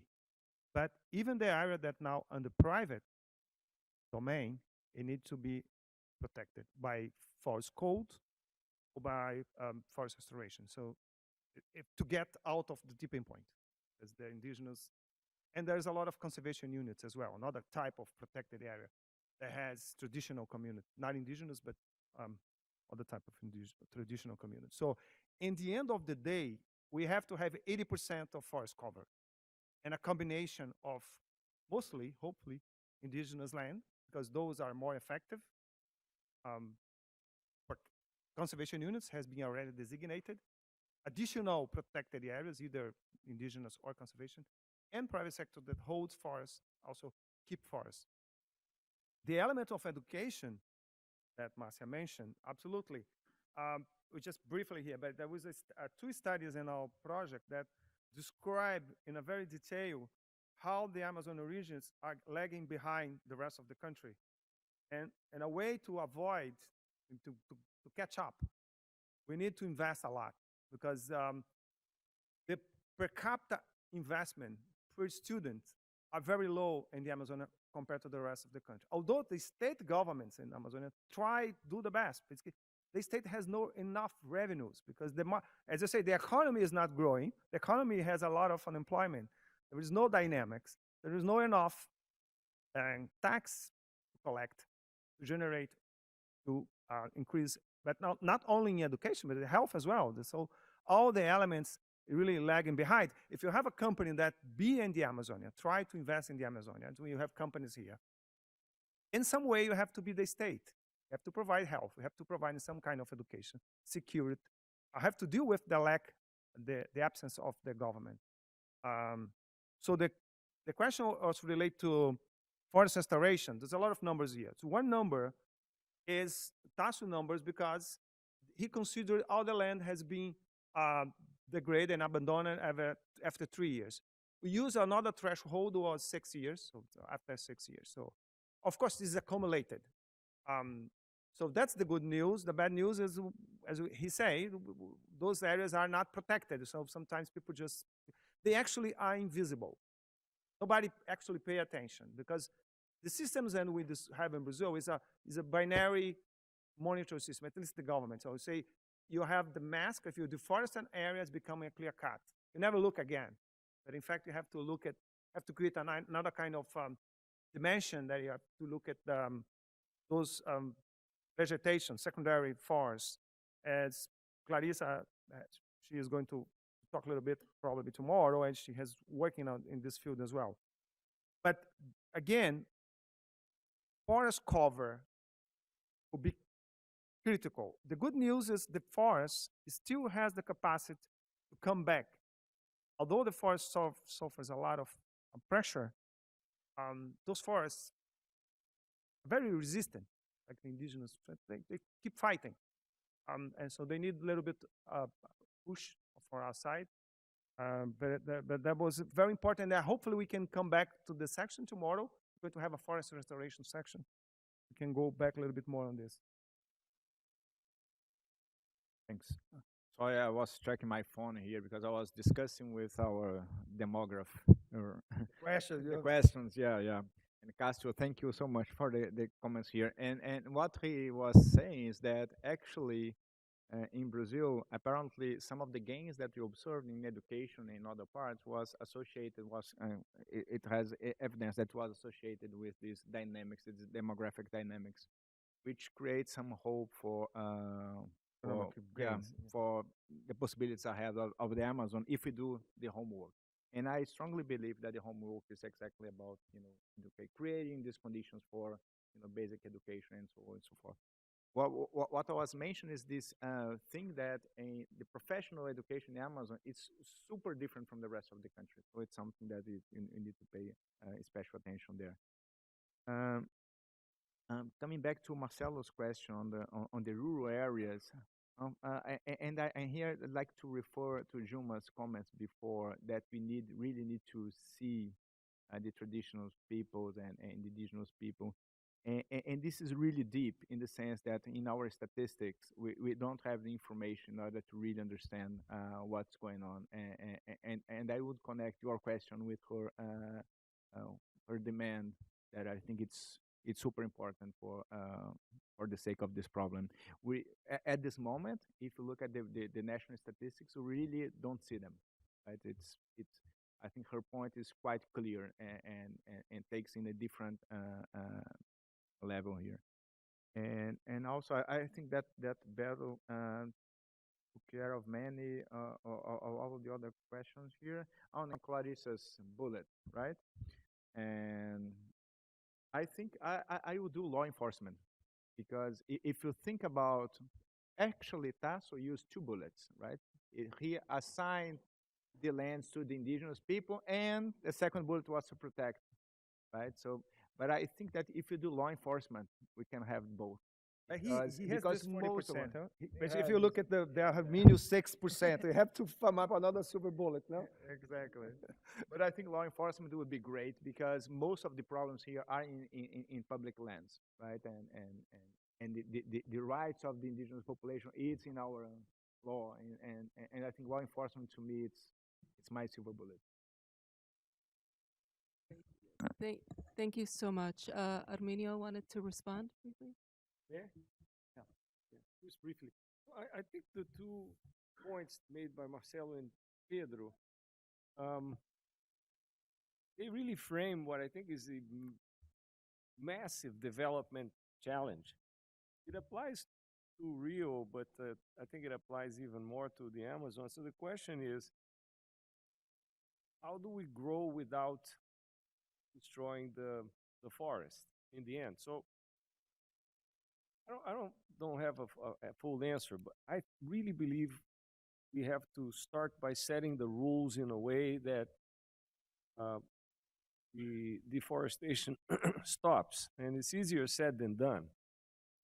And likewise with Pedro, Pedro framed it, I think, in a way that is even perhaps even stronger.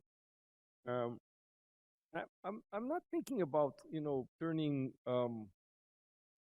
the Amazon into a sort of Norway, but what do we do? We have 28 million people. They're there.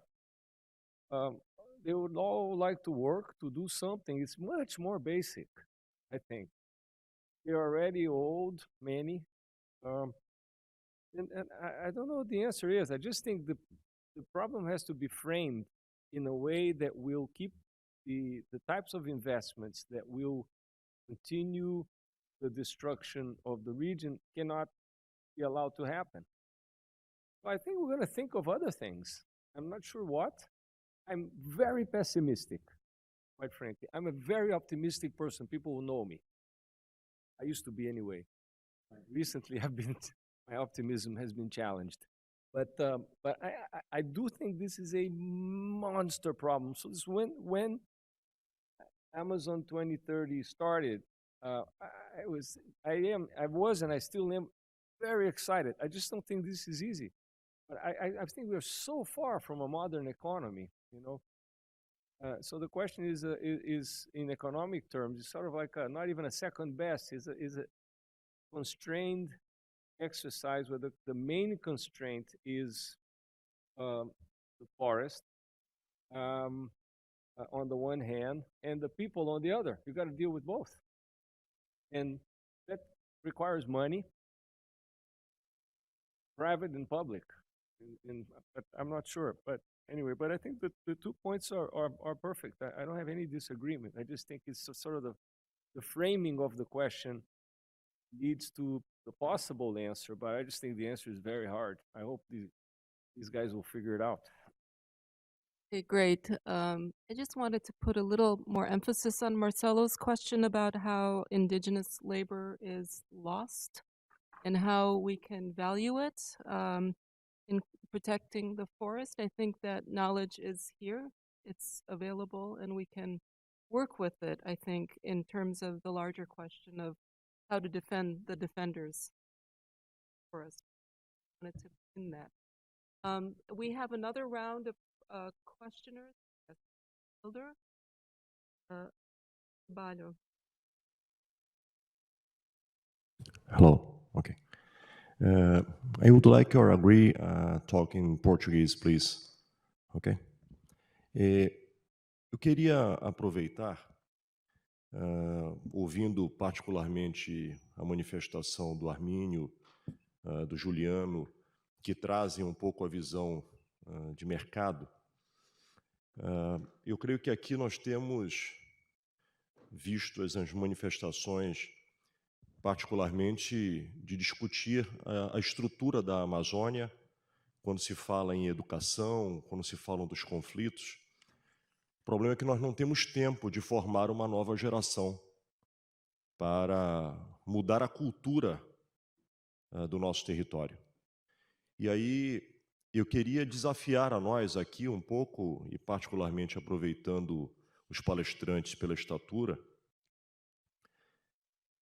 se não é momento de efetivamente nós conseguirmos fazer com que a Floresta em Pé se transforme no novo negócio, numa nova commodity global.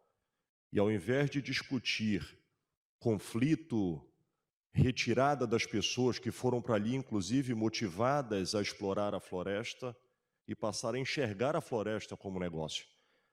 Eu não acredito, por exemplo, que alguém que foi estimulado à pecuária, à agricultura ou até mesmo à mineração, que ela esteja ali porque ela é apaixonada por aquela causa. Ela faz aquilo porque aquilo é rentável. E o momento que a Floresta em Pé for rentável, certamente nós estaremos virando a chave de um novo modelo econômico. Portanto, eu gostaria de colocar isto aqui, qual é a visão de vocês, para que nós possamos atingir escala neste novo modelo. E digo isso concordando, Armínio, com a descrença. Porque vir aqui fazer diagnóstico, todos nós sabemos o diagnóstico.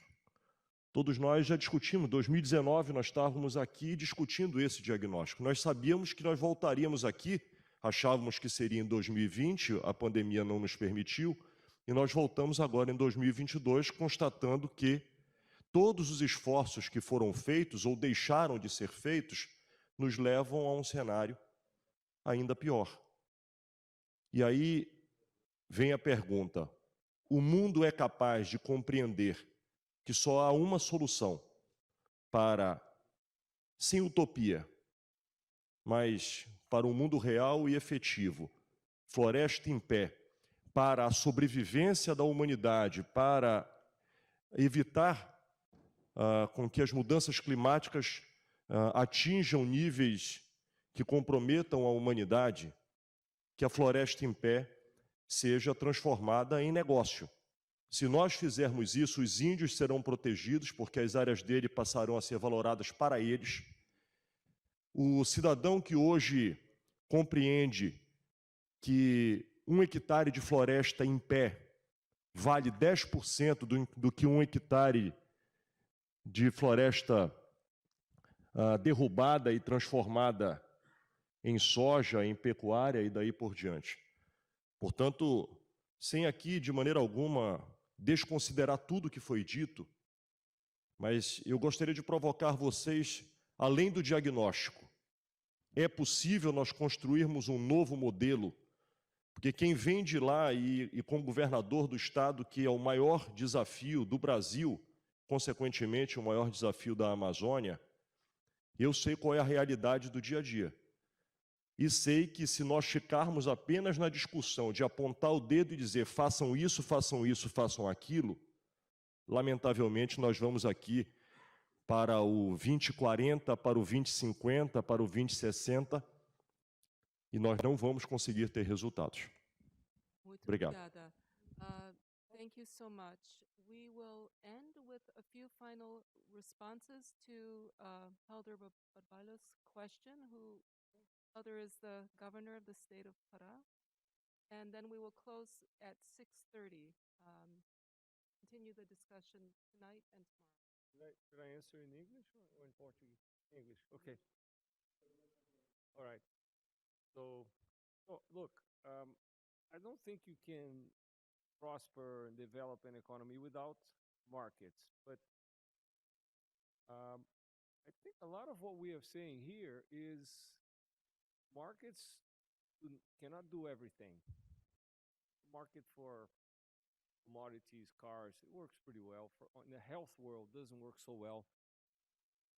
In the world of call it carbon, you could do something, and you will hear tomorrow from a project that I'm actually part of, but I'm not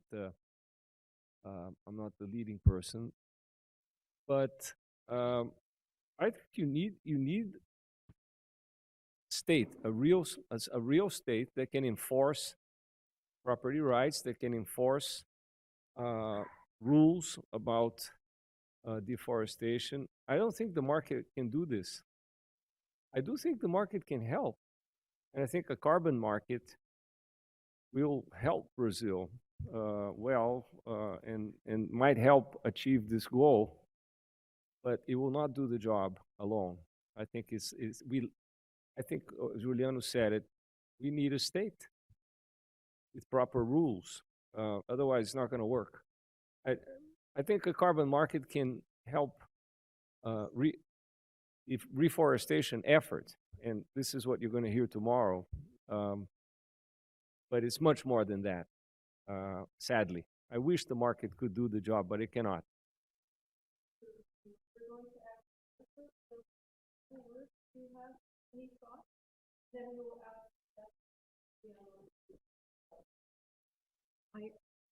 I think I will yield my time. I've been sitting here taking notes because I've been learning from you all. And you have given us such a wonderful view, as have our speakers today. So I will yield my time. And Beto and you, the two of you might want to speak. I think the point, just add what Arminio said about the questions and the comments made by Elder Barbalho. I think we have to look at, there is as we say, there is no silver bullet. So the forest market, carbon market, will play a role, and we should explore. Brazil is not in a good position right now. I'm not talking about state Pará, but I'm talking about the whole, because we are just increased deforestation with no reason, because as we say, we have enough land being already degraded and deforested. So it makes no sense as Brazil pursue kind of strategy to deforestation. And the states like Pará and Acre, my friend George is here, just suffering because the very low appetite to invest in Brazil right now, in the Brazilian Amazon, because there seems to be a reputation risk. If you go there, you are in an area that deforestation out of control. There is a lot of issues related to land grabbing, invasion. Proper rights it's a mess in some areas. So gold mining is invasions of protected areas, indigenous land. So we are creating a kind of Mexican border of U.S. It's a place that is the land of rule of law. So a tough job for government, and even more difficult for market to come. So the role of government is absolutely essential in the first hand. We are going to talk tomorrow other things that will be important. Of course, low carbon agriculture, the whole question of increased productivity and cattle ranching, industrial mining. There's a company here, this, as I say, completely different from gold mining, that we have the best reserves of iron and bauxite in the world. The companies are there. So how actually we can integrate those companies as part of our solutions? We need to have all the good people on the table. That will be a complex alliance with different people to find a common ground. And the common ground, it should be, we have to get out of deforestation. It's a cancer that destroys our future and affect us in the present. And I think if everybody is aligned with this first agreement, go and have a way to measure, and then we can progress. The questions of infrastructure, as we are going to talk tomorrow, and I think one way to connect those young folks that have no jobs, like in a place like our city, Belém, to the market that might be outside, is to have a broad, good internet. It's something that's a green infrastructure. That's possible.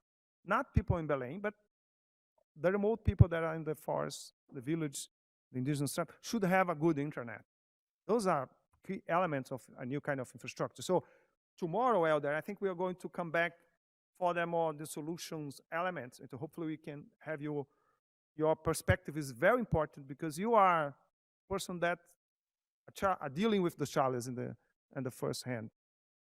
And today it was more like create, like say the umbrella, how the discussion is going to flow. But I can see your point, and I think it's valuable because you are under tremendous pressure. States, government, subnational states are in very tough job now because they don't have the support of the federal government. Because that's the role of the federal government to organize the policy. If you don't have the federal government, then it'll be difficult for the state government to play this role. Just quick, because I know the drinks are there, right? And Governor, I think you're absolutely right in the sense that we need money on the table, right? And the money nowadays is being mobilized, especially in international arena.